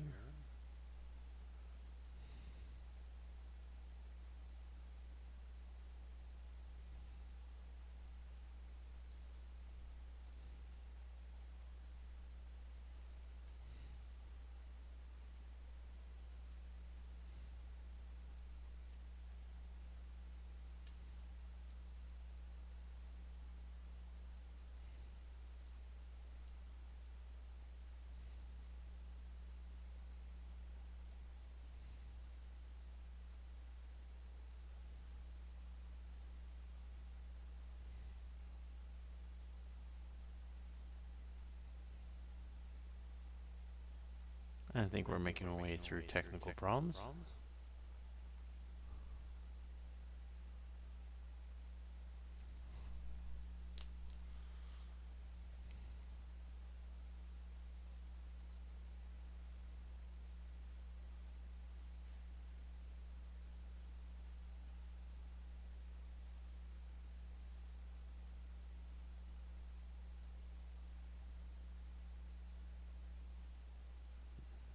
Are you working? Don't tell me you've crashed.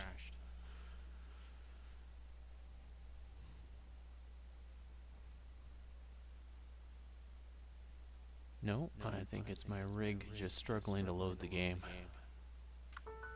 There we go. The lovely little chimes telling me I'm home.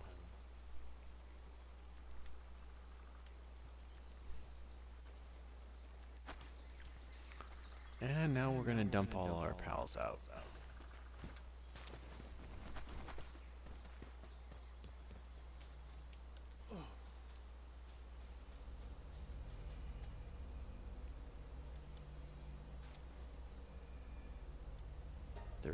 Run, auto assign. Later, guys.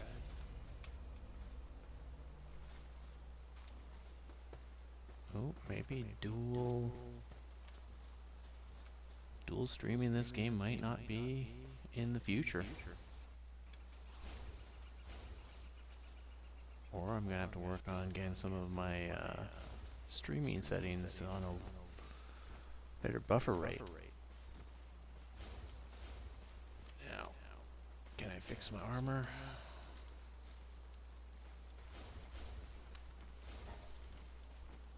Repair. Repair. Repair.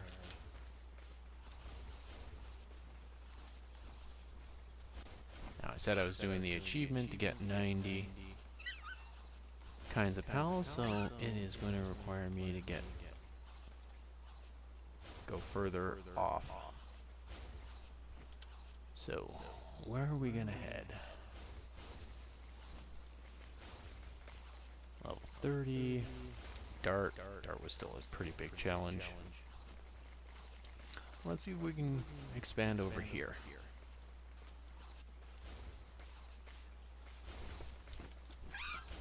Double check our pals.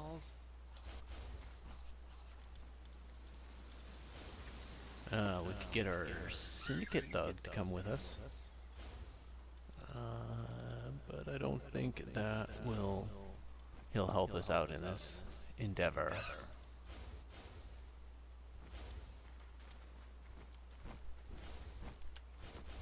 What should I go for? You know what? You tend to be quite useful.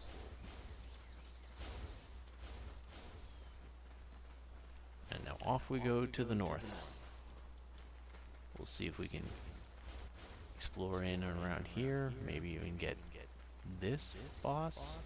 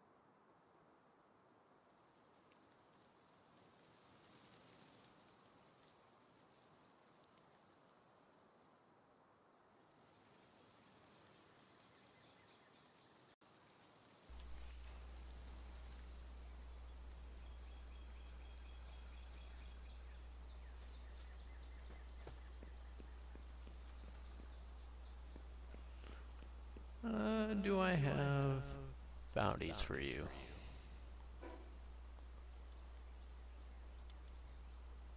Training manuals, junk. Oh, nope, successful bounty tokens. Can I trade them into you? No, you'll just tell me where I can find them. Cattle rustlers and gloating narcissists. Tell me about the gloating narcissists. That guy with the devil's tongue. He's a master of turning any conversation into one about himself. Recently, he's even gone as far as trying people up just to force them to listen to his stories. Oh, tying. Okay. Rumors has it he's shown up in the village to the north of the lake shore. Once I hear his story, your life is you'll be sucked right out. Your life will be sucked right out of you. Why would my life be sucked right out of me? He's north? Well.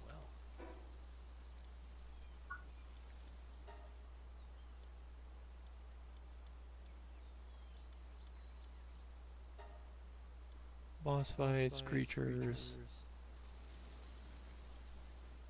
I haven't even got...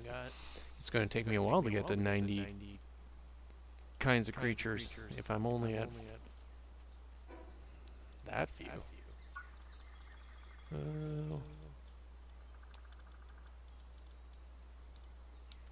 There we go. Now I got my hunting weapon.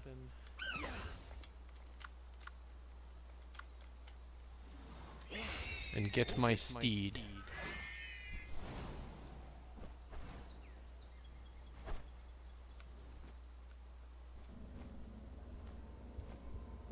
Hello. Oh my goodness. You fly.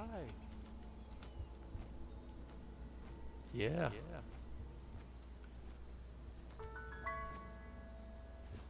Well, that was a bad idea. Run.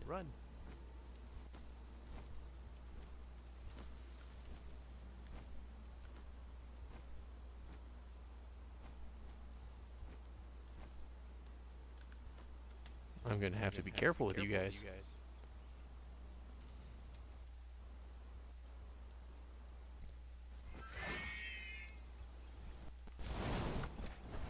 Are we still being chased by that thing? No, come back.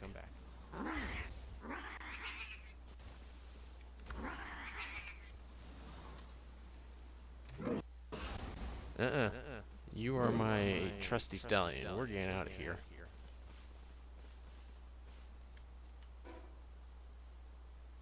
I was just going deeper. I wonder if we go this way.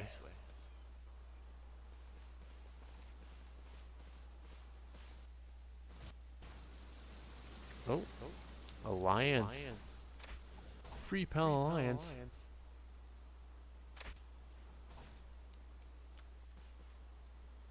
Are they trying to free the pals or attack the pals?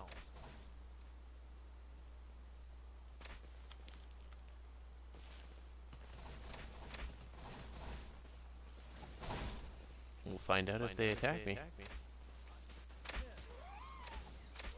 Ooh. I think they might attack me if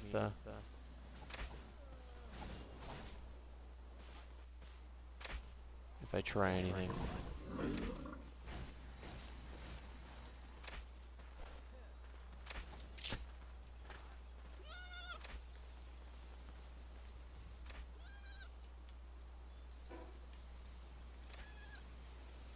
There's land over that way. I wonder if you can swim.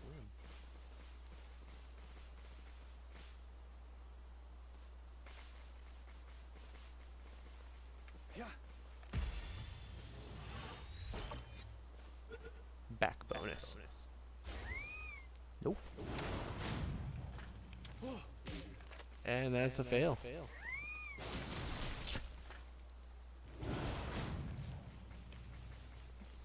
Flee. And a critical. Ooh, there's a fort over there. Did I catch you? I caught you. New pal captured. So I can make it up to 90. It cost me a bit. Let's see if we can fly you out now.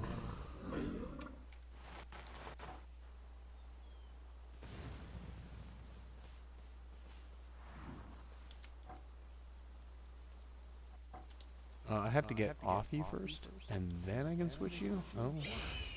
That's inconvenient.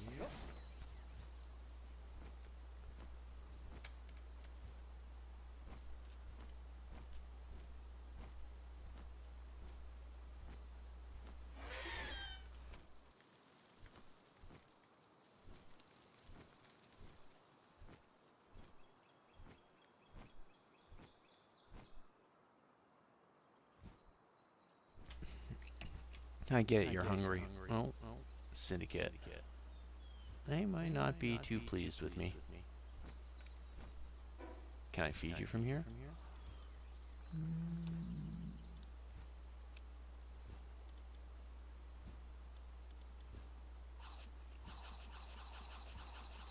Eat all the berries. Will you eat some bread? Yes, you will. How about you? Will you eat the mushrooms? Eat the mushrooms. Well, I got rid of a bit of food.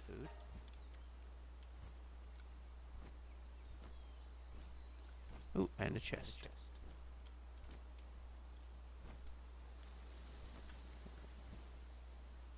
Handgun ammo. Thank you. And I found a new zone. How much dire wolves do I have? Dire howls.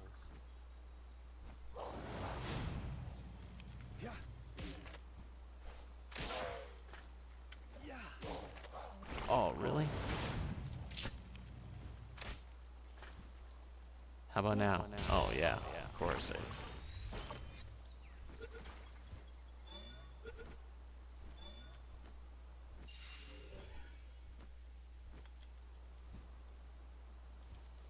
Can you reach it? Come on, reach. Reach. You can't reach it. I have to get off you.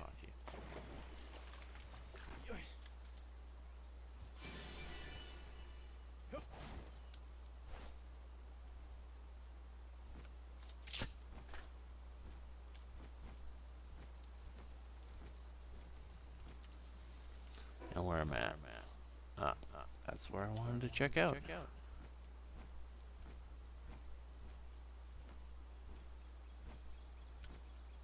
Oh, what are you? You look like a new type. You are a new type. Am I lucky?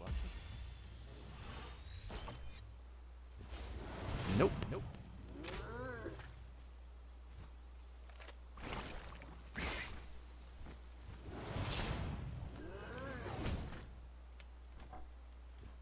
Oh, you don't have enough stamina for your attack?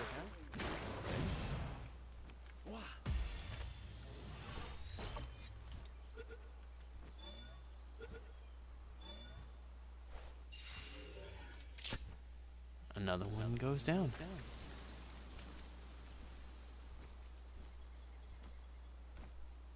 Three spheres left. And someone's learned a power? Message of love. What kind of message? Hello there. I am a messenger of love and emotional expression. I have come to deliver the refreshing joy your heart desires. Let's try Bakken together. Press 4 to open up the menu.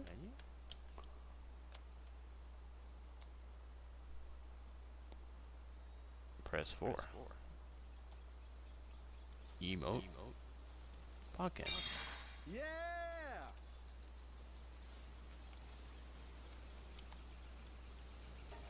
You just taught me a new emote? That's it? Yep. I just learned an emote. At least there's a chest nearby. And maybe a cave? No cave. Just treasure. Now, where am I? I should probably actually make my way back that way. Go past the fort.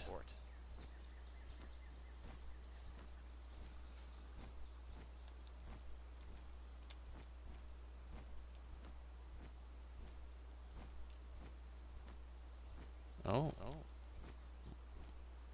Level 20.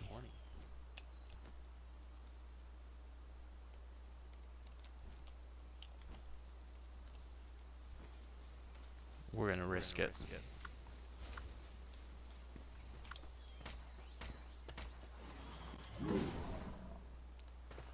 Unfortunately, I think the Syndicate is gonna be the ones trying to take care of it.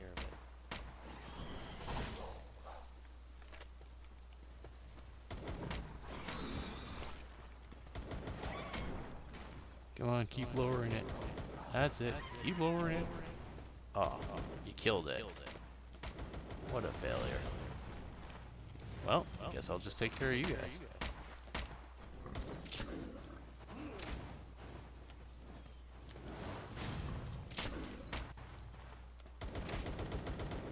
I'm gonna need to improve my bow damage.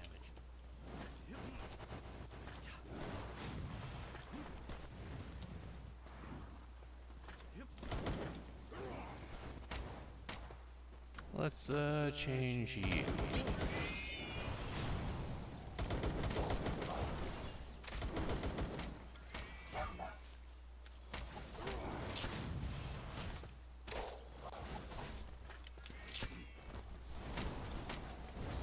Oh, they're just coming out of the base.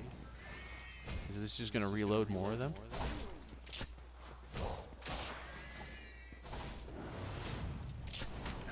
They've got a machine gun. I didn't make it. Shoot.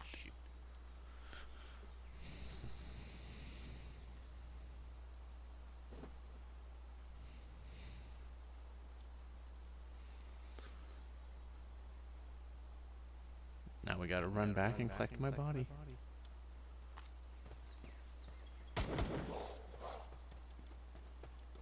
Although it looks like it might take a while.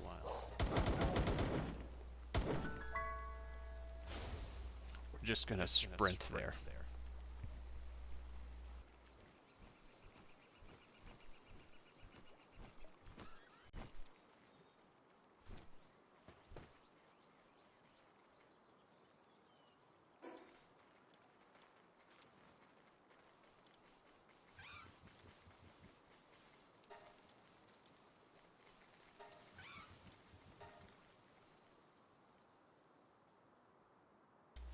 And I totally overlooked a checkpoint there. Get some extra XP.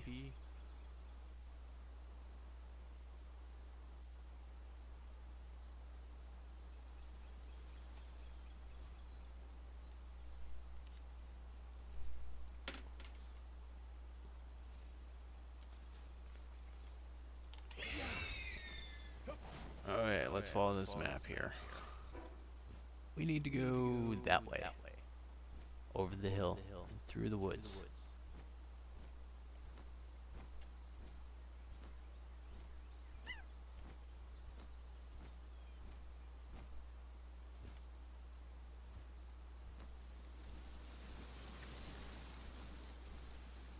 You know, this mount is actually slower than my elk. But at least it's able to traverse the water. Now, where is that? Think we're getting closer to the gate? Yes.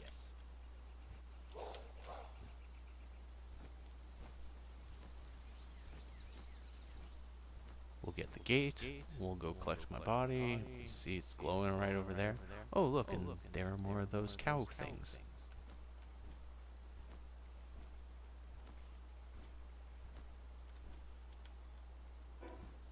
There's my gate. Right by a big old monster I can collect as soon as I get my body back. Unlock. Oh, and a team. I'll be back to talk to you guys later.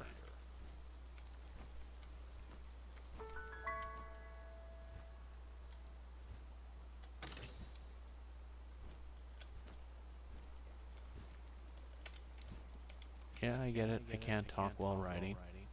But I don't plan on it. Now let's head for my body.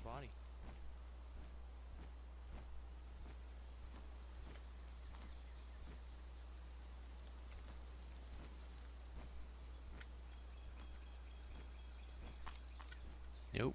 We got more syndicate. Run!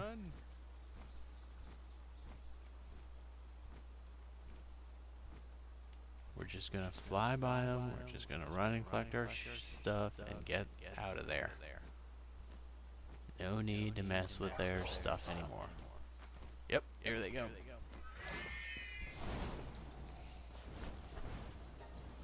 Take all. Run. My bow. I have a grenade. Let's use the grenade. Oh, new. Run. Run.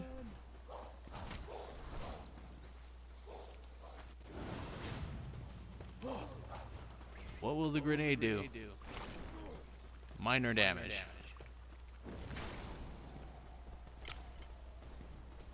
How many grenades do they have? Few. Run. Come on. Why do they got machine guns and I just have this silly little bow? Ooh, an egg. Come on, you can get it. Did I get it? I got it. Good.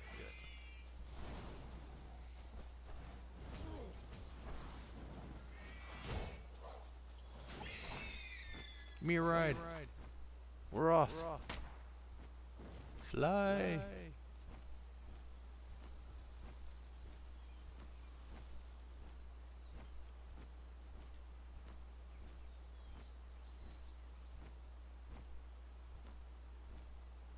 Okay. Oh, and more fly. Can I catch you? And you're a new species. But I think I'm gonna get this guy first. Get my catching skills up better. Can I get closer? Yes, perfect. Now, I said I was gonna talk to this guy. And I'm back to talk to you guys. Oh, you are... What's the mission? I'm the chief judge of the Palworld exhibition. Exhibition. I came to this region to see Surfant, but it got away. I will give the honor to show me a Surfant. A Surfant. You want a snake? Okay, what do you gotta say? Do you know of any bounties posted by the vigilante groups? You can get rewards by taking down targets in settlements and towns. Which bounties? Oh, more bounties.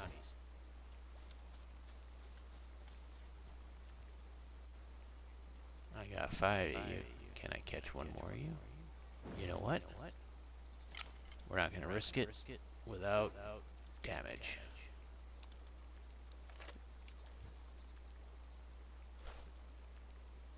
Bang. Catch. 1, 2. Mine. That's half down. What are you guys? Catch 2 of you.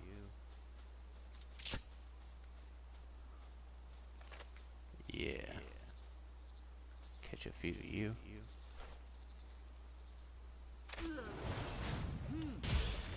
That was a quick little.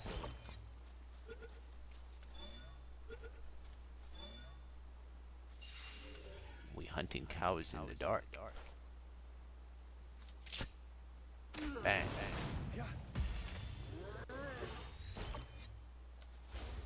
Nope. Try again. I'm out of spheres. And my shield down. My armor's taking damage. I need to avoid that.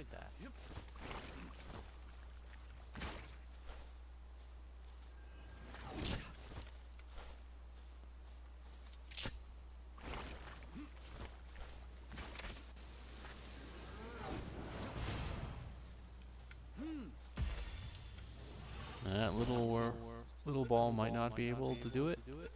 Maybe? I got you. It was worth the damage.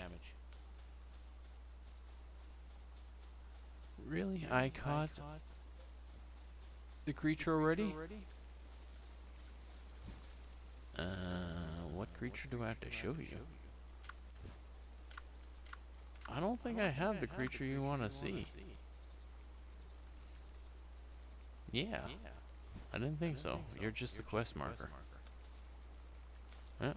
Back to base and heal up. Check in on our other pals and see if they're back from their mission.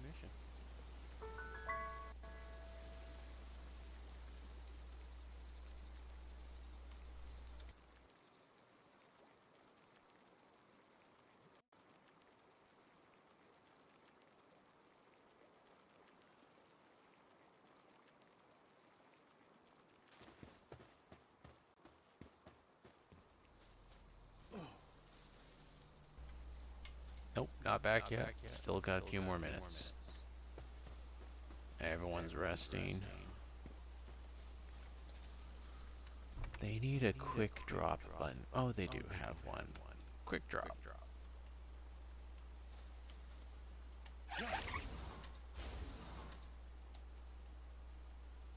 Quick drop. Nothing there.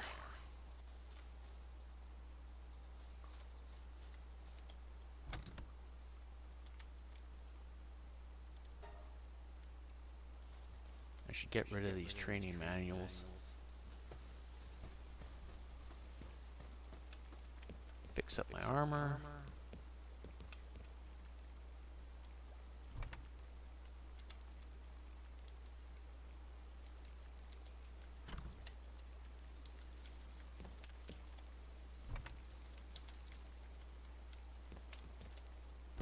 How's the food? Food's fine.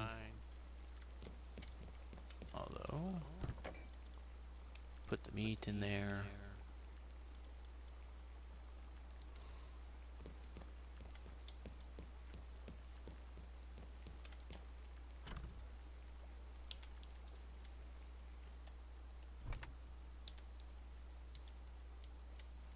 Wait a minute. I got an egg. Put the egg in there.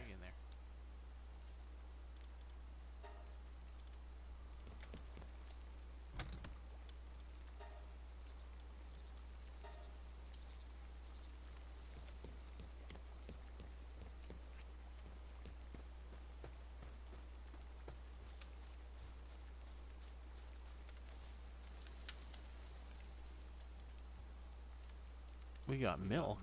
I didn't realize I had gotten so much milk. But in the meantime, we'll get someone working on some scrambled eggs. We will repair our damage. Again. I need better armor.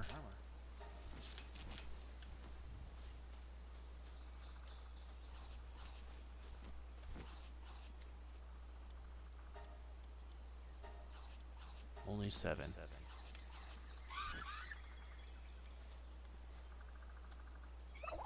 And still need more iron ore.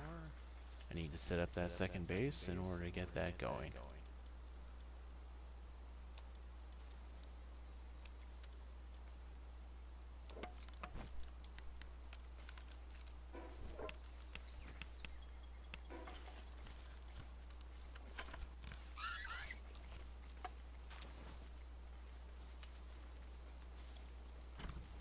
No food?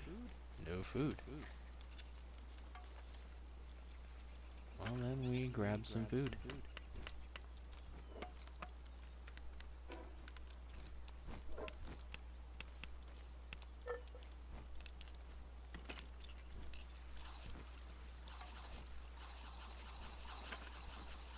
I am probably feeding these guys a bunch of stuff that they do not eat, but scan their skill points up, or their vitality back up.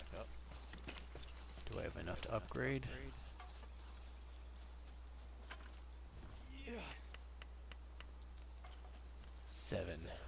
I do. Capture power increased. I need 11.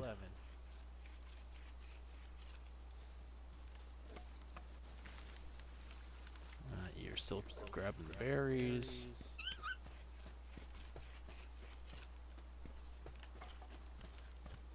I wonder if I should just start incubating some of these eggs.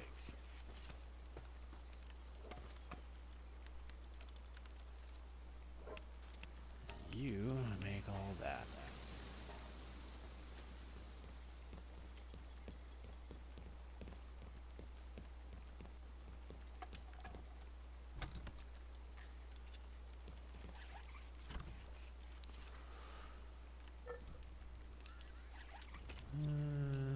Let's put the common one in and see what I get out of it.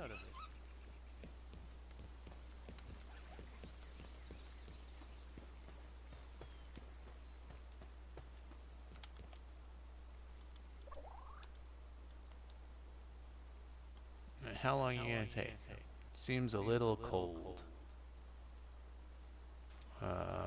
Maybe if we put a torch?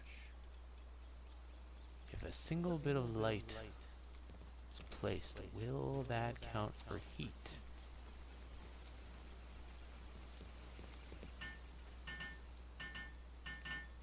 Insufficient material. I'm out of stone. Okay, you made the torch. I ignite the torch. No, not warm enough.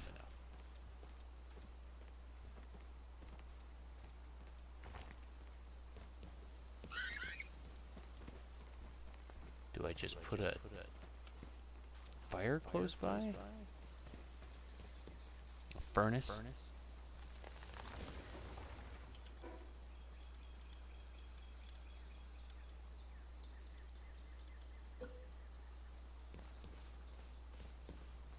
Out of the way, I want to build.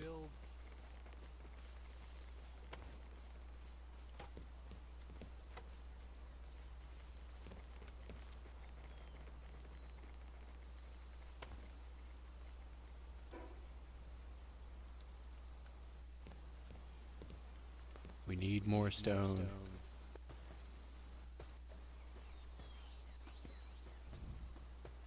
But I guarantee I have tons of stone. Of course. Acquire. And I'm probably, oh, pretty close.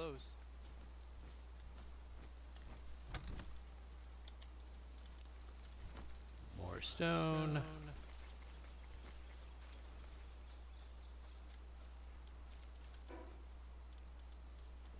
Production. What's new?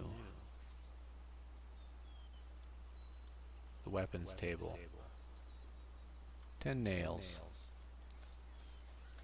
Can you make nails?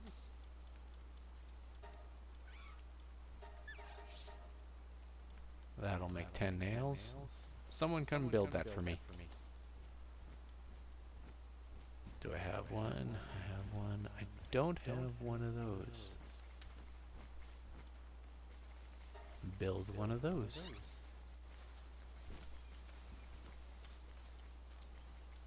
Build more of that.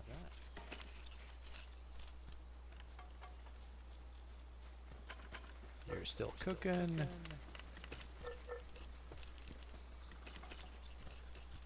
You're still too cold, but it'll still take a few minutes, and you're done. I might have to build a ramp up to this thing. Loot all. I am overburdened,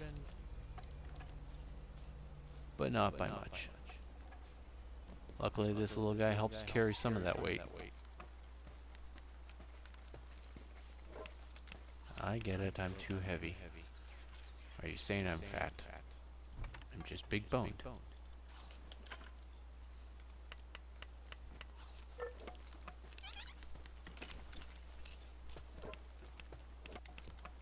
What else can I get rid of? Yeah, I didn't get rid of the training manuals. Still holding on to them.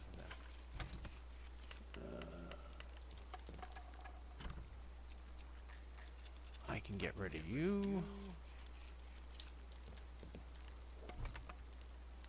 And some of you. Rare. Epic.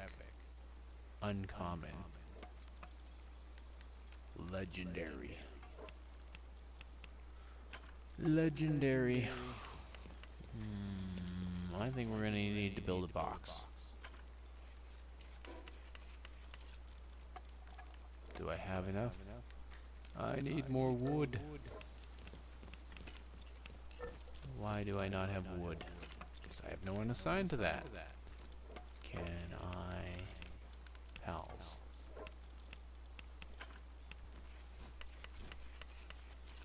Pal box, global pal box. Needs wood.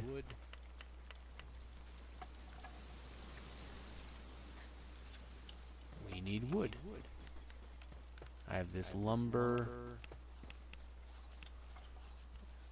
And no one's doing anything here.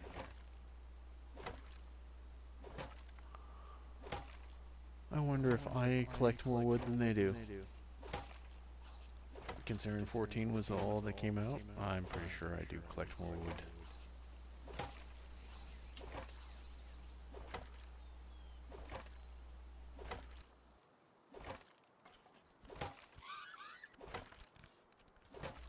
Someone get over here and do this for me. My arms are getting tired.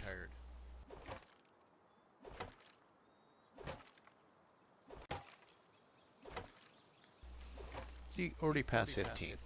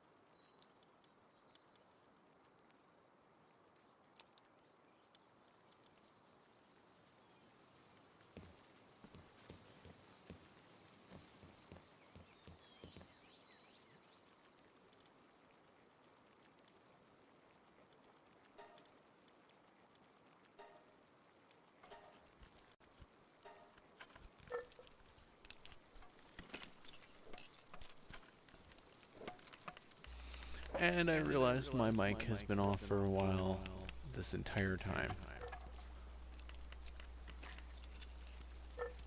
But I find it funny that I can get 5 pals to build a box, but I can't get 1 pal to cut down a tree. And I can even get a monkey to come build this feather band.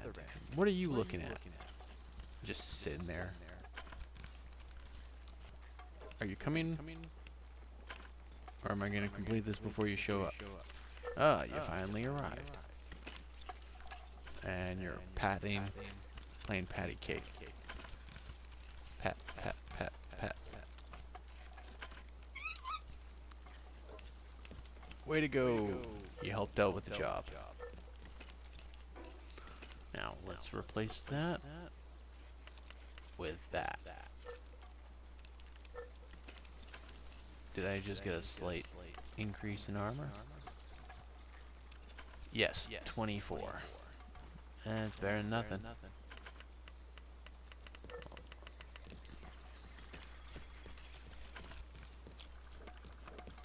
And we will unload more.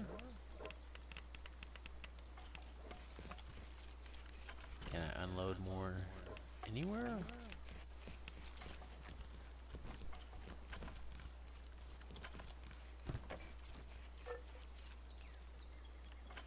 Consumable.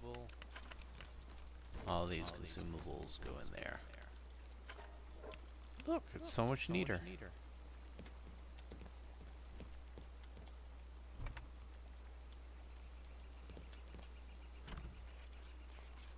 Although I am going to have to learn how to... Not learn how to. I'm going to have to start labeling my boxes. I wonder if I could paint my boxes. Oh, and our pal is done. And you are a new pal.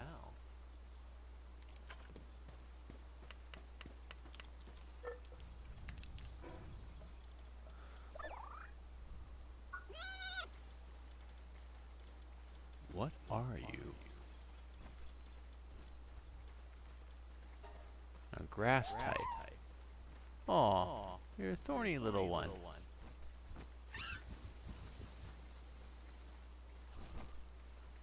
Planting, transporting, gathering, medicine.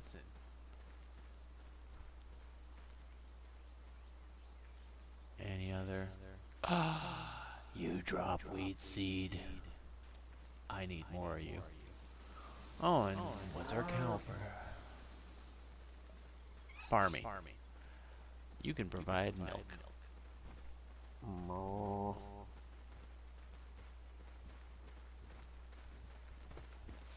You guys are collecting the berries. That's all you're doing. Well, nails should be done. Oh my god, I needed you to build 10 nails.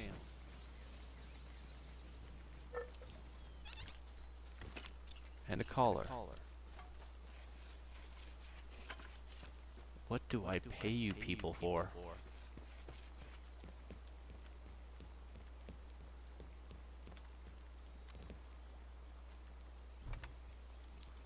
An electric egg?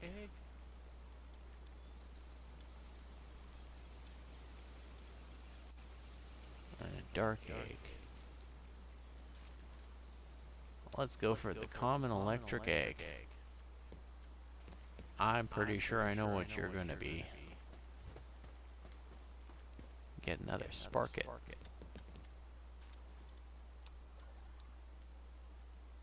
And again, you're a little cold, so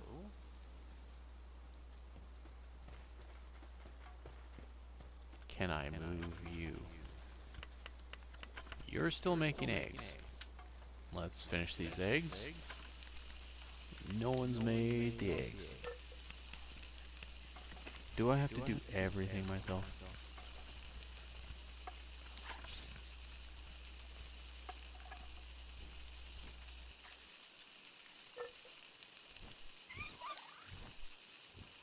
And you guys are stealing my eggs as I make them. I'm gonna have to figure out some way to organize this team into a better structure.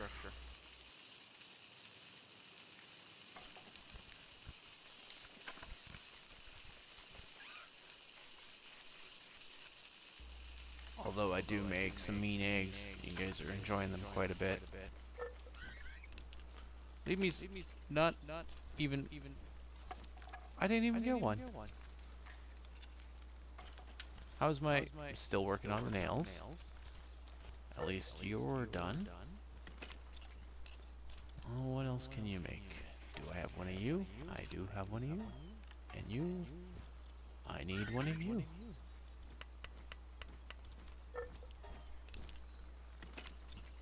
And I need one of you. I think I'm gonna go for one of you first.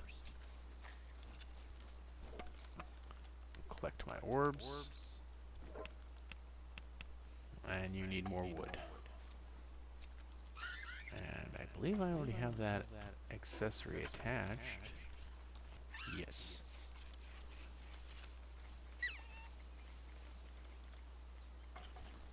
And my nails are done. Perfect. While you are waiting, I'm gonna have you make some more bolts.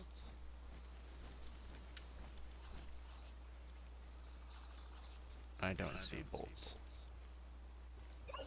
Lockpicking kit. Not interested. There hasn't been a reason to have the lockpicking kit yet.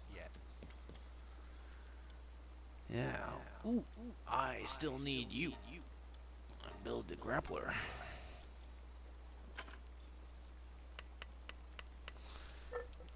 Probably have to do this myself because there's no one capable of doing it.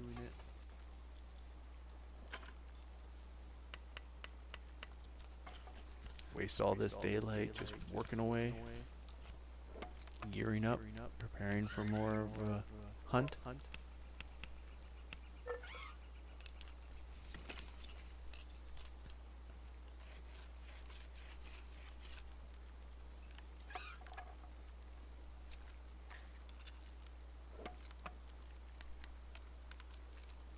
I might actually have to go for higher tech. Yeah, 26 and I'm still getting schooled by level 20 enemies? Yeah, I'm gonna need to gear up. Grappling hook. Grappling hook can go there. Pal oil. Get rid of the blueprint into not that box. Or that box. Yeah, I'll put you in that box. Oh, and ammo? Yeah, and ammo. Shotgun shells, ammo, rifle ammo, handgun ammo.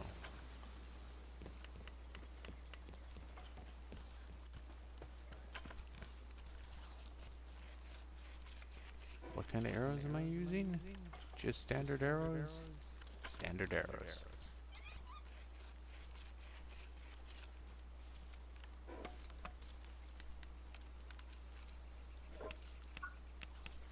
Let's get better tech then. I could go straight for the rifle, the handgun.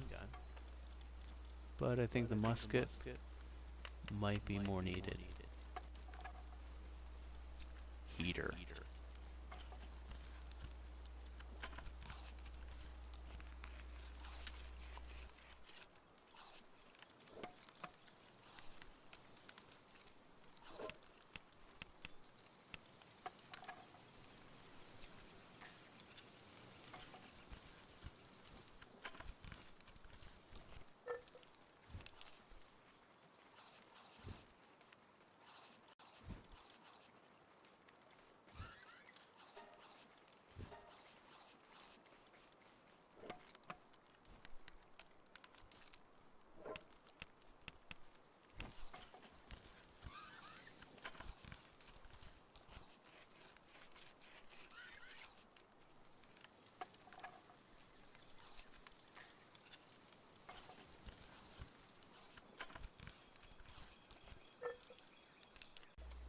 Guess we get the heater and the cooler.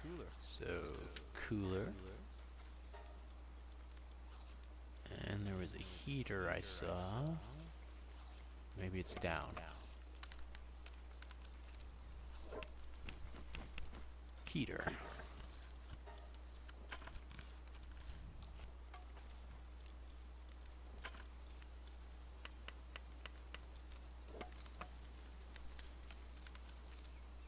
Scilab's research. Get that. Hip lamp.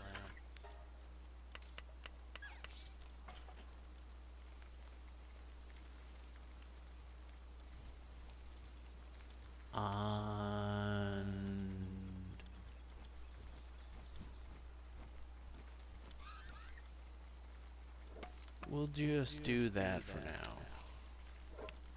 So maybe poison bow and fire bow.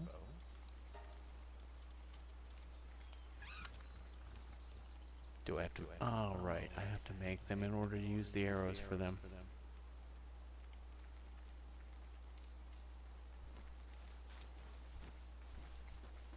And let's see what our pal we got.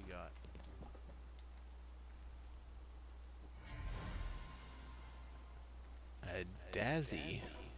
What's a Dazzy?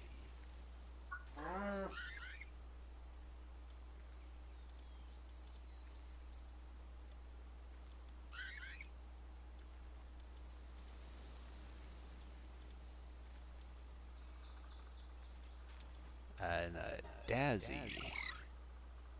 Oh, another cute one.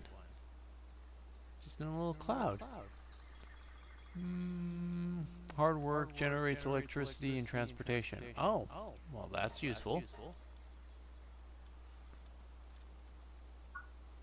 Once I actually get into electricity. But my base building skills isn't exactly the best.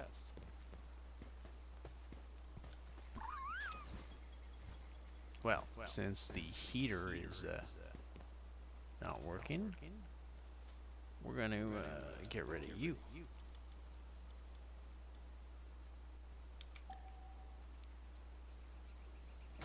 There we go.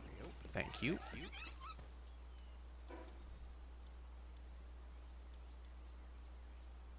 And you need more fragments. And more iron and charcoal. Well, let's send off the pals to do another mission.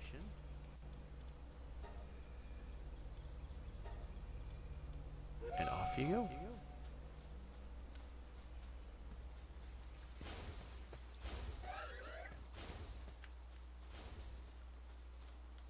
And now I can ride my dire howl. And they're off doing other things.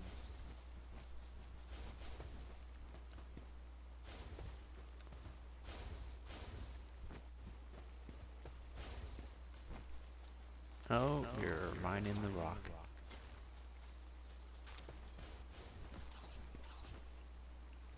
Now where do we want to go off to?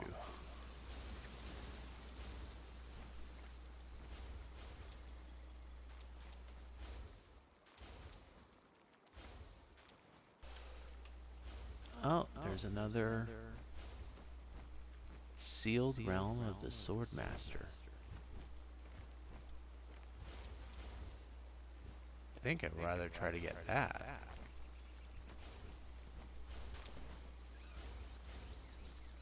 Well, let's give it a shot.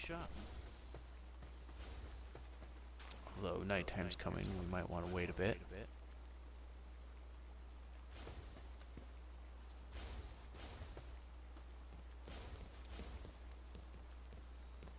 You're gonna make me wait. I know you're gonna make me wait.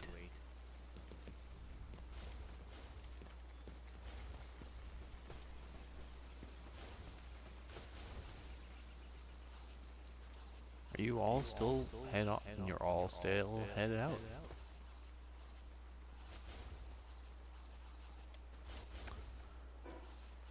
Well, let's just head over that way and see if we can get to that marker. 30 bolts. I might need some more ammo first.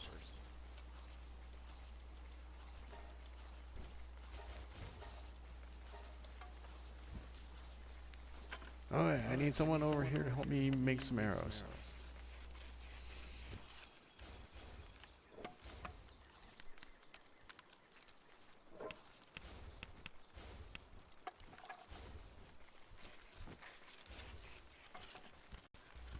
Thank you, Froggy. 90%. And you're taking off. Thanks for nothing.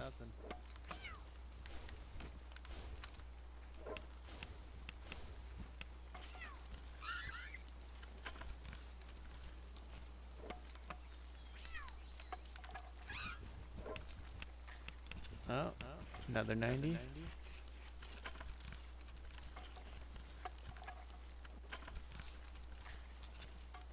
Why are you hanging out?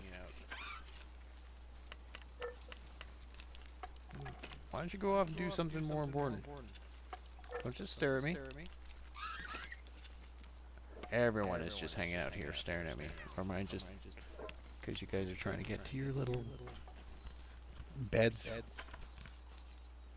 Yeah, there we go. And now it's nighttime? Yes, it's nighttime. So, I can jump into bed and come back in the morning.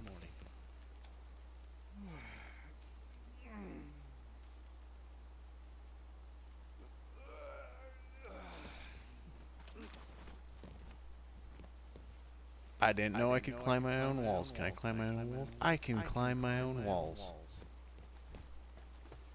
Can I climb the outside of my building? I can, which means I can climb that other fort.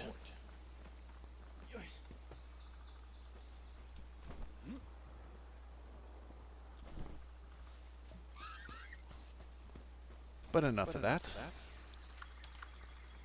We're gonna get a replacement to our pals. Get rid of you. Oh, you're off on an adventure. And so are my dire owls. Okay, well, I will take you back and head off to my destination. And continue exploring this map over this way. Dude. Come on. There we go.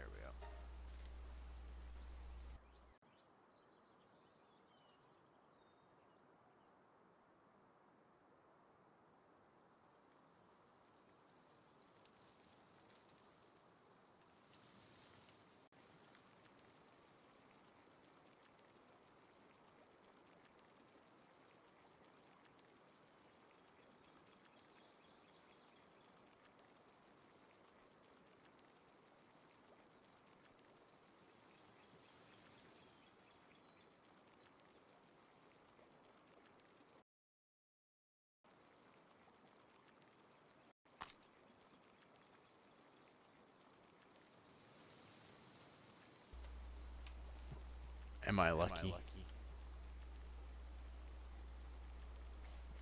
Maybe. If I get him from behind.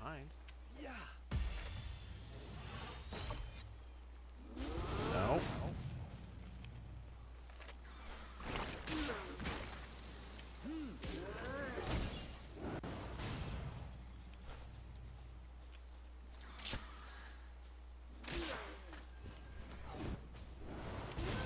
No. I was gonna get him. Fine.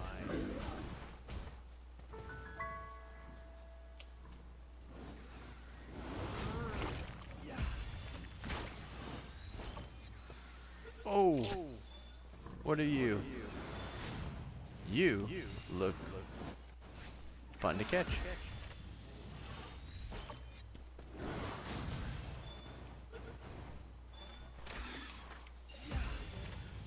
Can I catch two of you?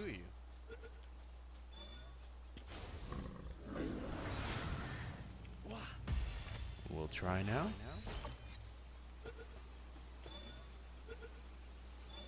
I got two of you.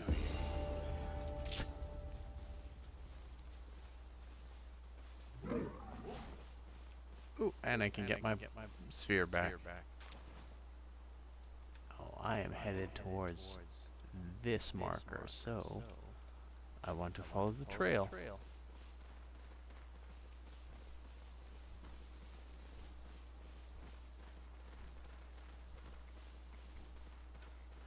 Oh, you're new.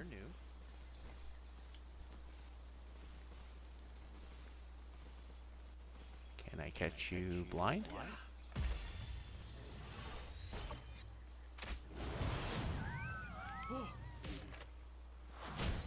Nope, not guaranteed.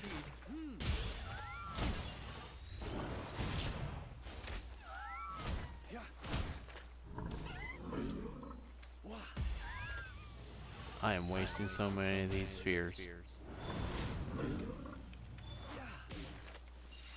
I got one of you.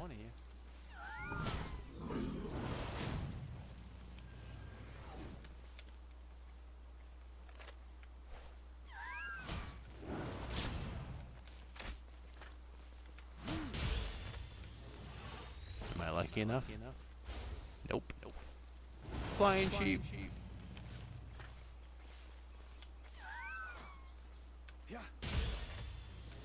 Am I lucky now?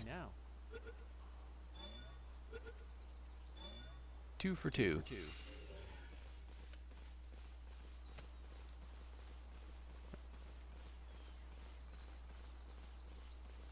We have a chest. More of those llamas. Oh, and a pal soul.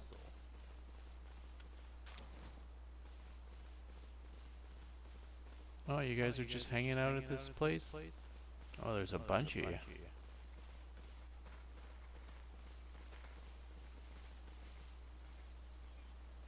Rookie pal breeder. You are probably going to tell me something about breeding pals?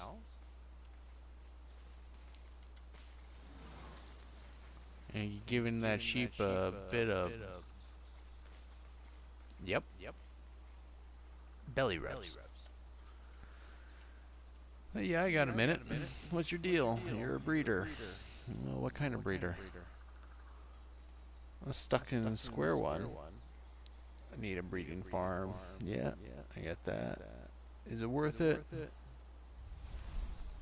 I have the basics for breeding, and looks like there's some combat up there.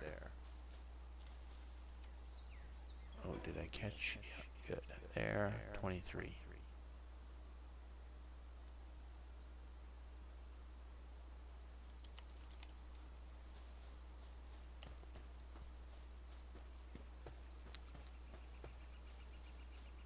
Are you going to be a problem?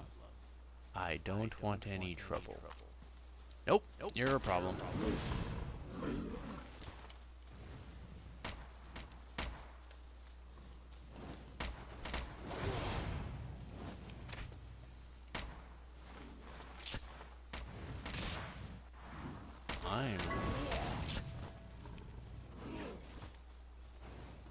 found the sealed sword realm.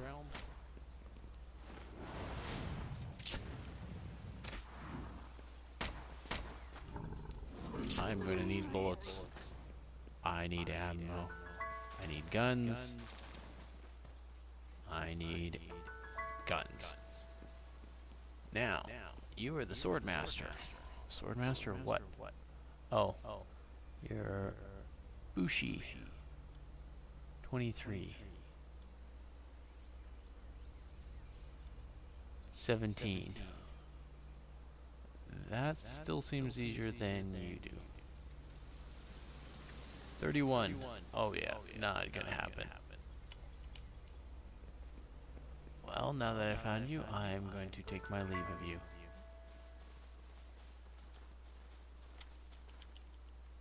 Which way do I want to go?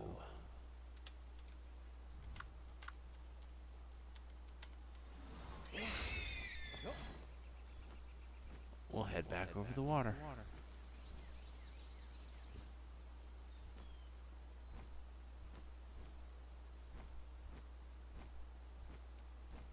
And you're new. Can I catch you? You're too new.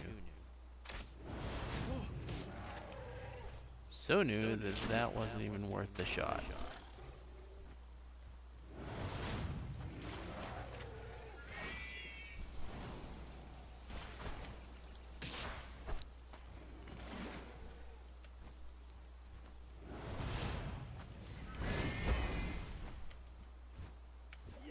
Bit better catch.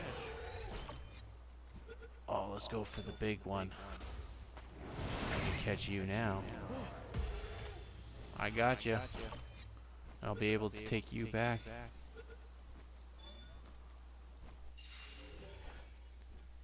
Catch your friend. Now I'm gonna catch you.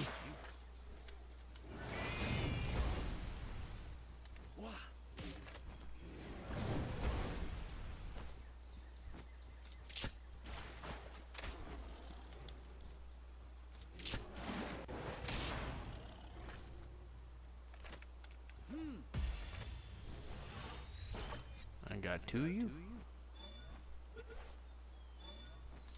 I got two of you.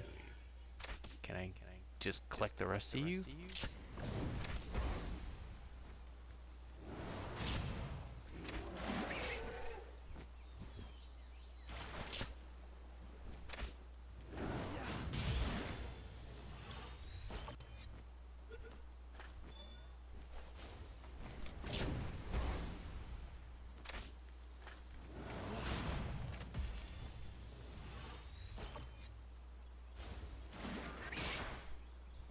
Let's get out of here. You're not worth it.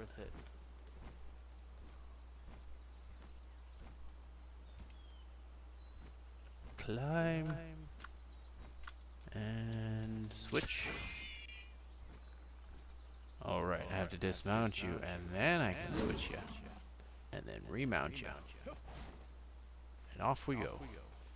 Oop. And sphere.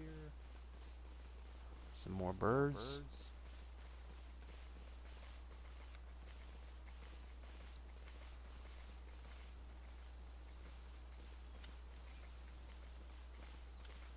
Come on, I want to shoot.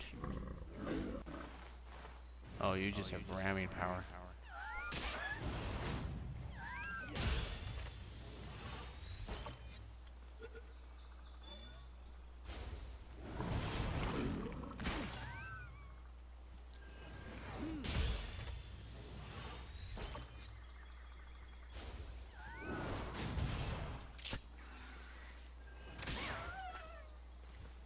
Well, I didn't want to do that.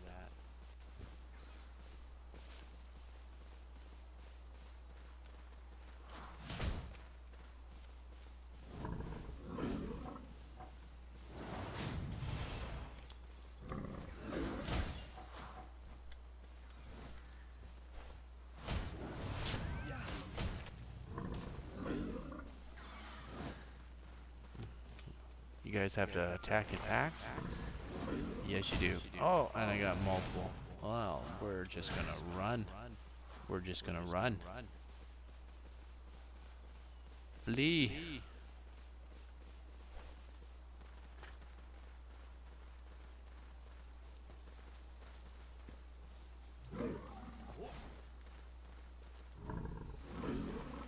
Run. You ran far. And are we back at the breeder? We're back at the breeder.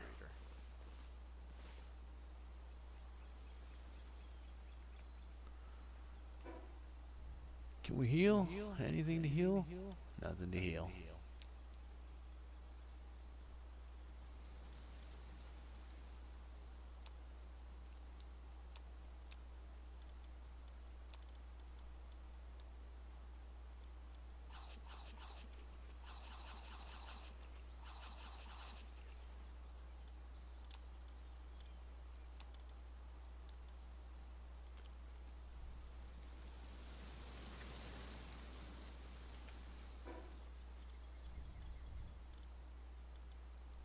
How many pal types do I have? 61 encounters, 41 registered. I'm still too far away from 90.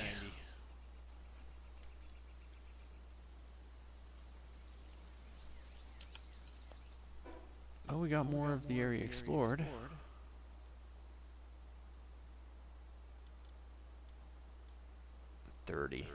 Yeah, not gonna happen. Let's see if we can locate that one. So, if I'm right, I gotta go that way.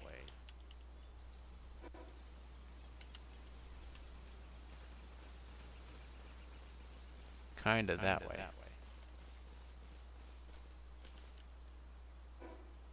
Yes.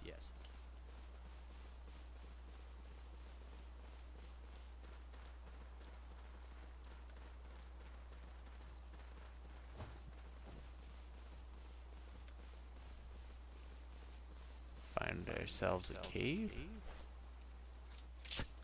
Too many of them to attack. Even with megaspheres.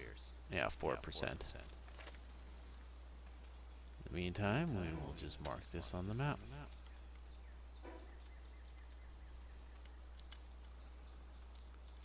Cave.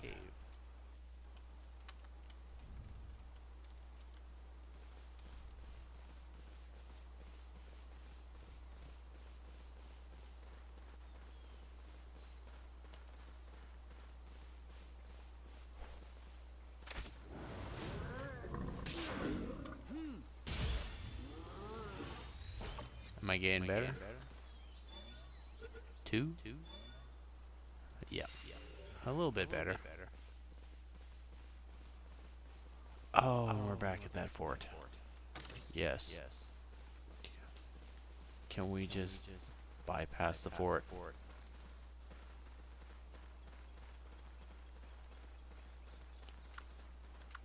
And we're gonna have to switch out. And off we go.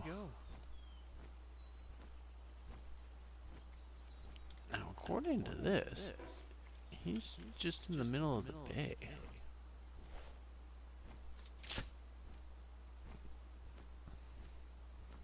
Maybe there's a little island out here. There looks to be land over here, this way. It is 17.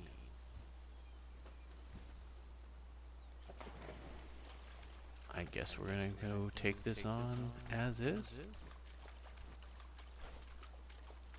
Bang.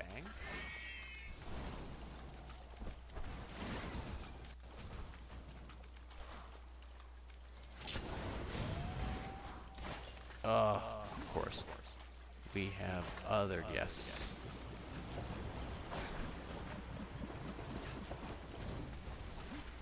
I want to be able to capture you.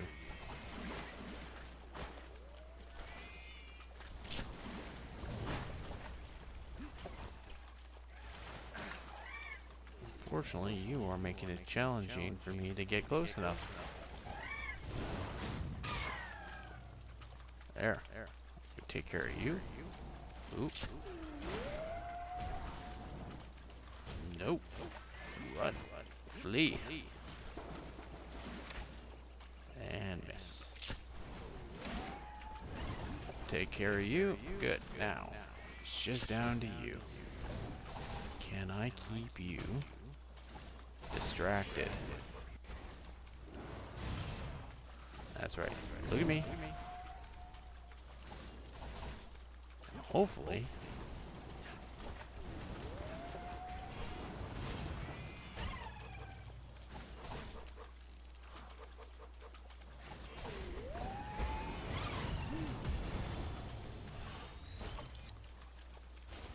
nope, not strong enough. So we will just let you take on some more damage. Oh, and we have extra fun.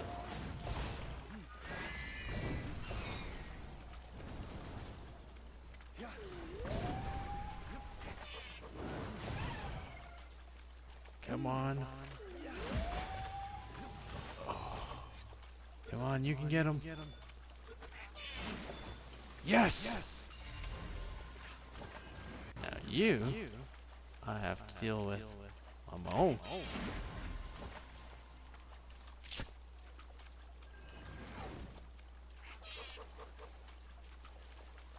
Oh, you're too damaged. So, let's do that. Can you take care of the duck?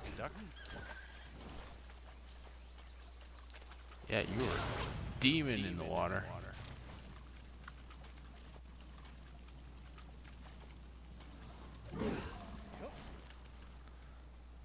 Well, at least that wasn't a complete loss. A defeat and a capture. Now.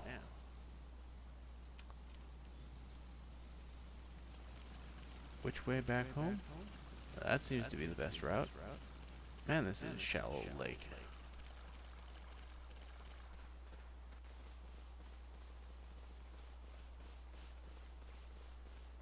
Run away, little ones.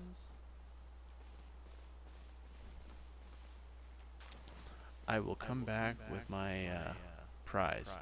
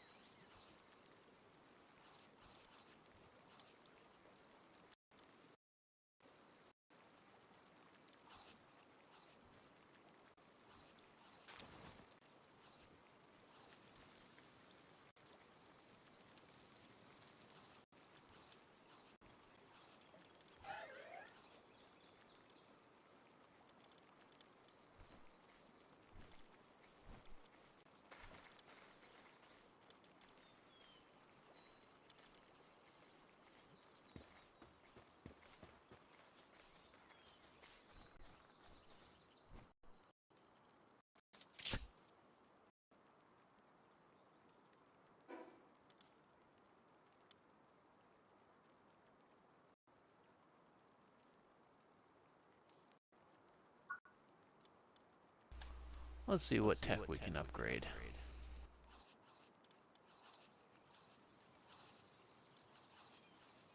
Oh, we have some more PAL. Saddle. Oh, I don't even have nearly enough stuff. Leather. Let's go lower tech. There you are. Another saddle.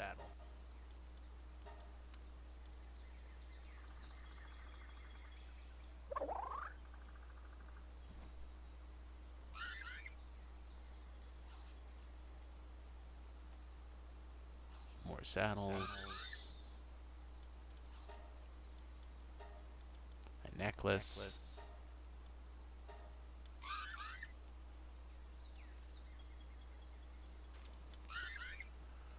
$45 defense. I definitely need that second base up first. Ring of Mercy. Where attack will be reduce health below 1. Will not reduce the target's health below 1. Ooh, that can be useful.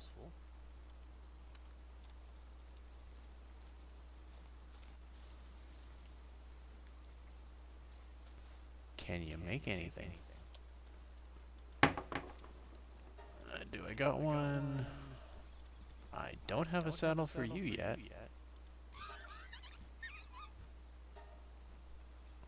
Or your gloves. Let's do the saddle first. We always like to be able to ride our pals. Let's... Yeah, you are flight, obviously. What about you? A sea creature. And another mount. I have plenty of mounts. And night is about to fall.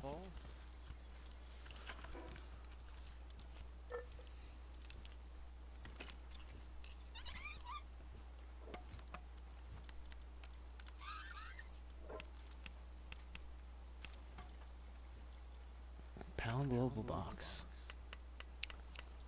Allows me to pass pals between worlds. I will make this later. Oh, I can paint. Awesome. Now we can make some colored boxes. So.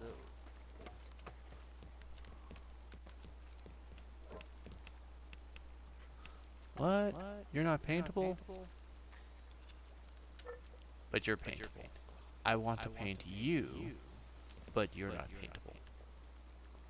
Okay, what about chest settings? That just does that. Security settings, just locks it. So I can't paint you because the exception. Only structures and foundations. But I want to paint you so I know what's in you rather than a title.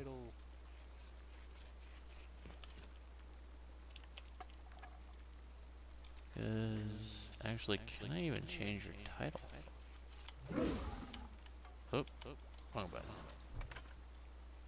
Wind chest. I can't even rename a wooden box. You're gonna make me put signs up. Well, I'm gonna have to redesign this base for that.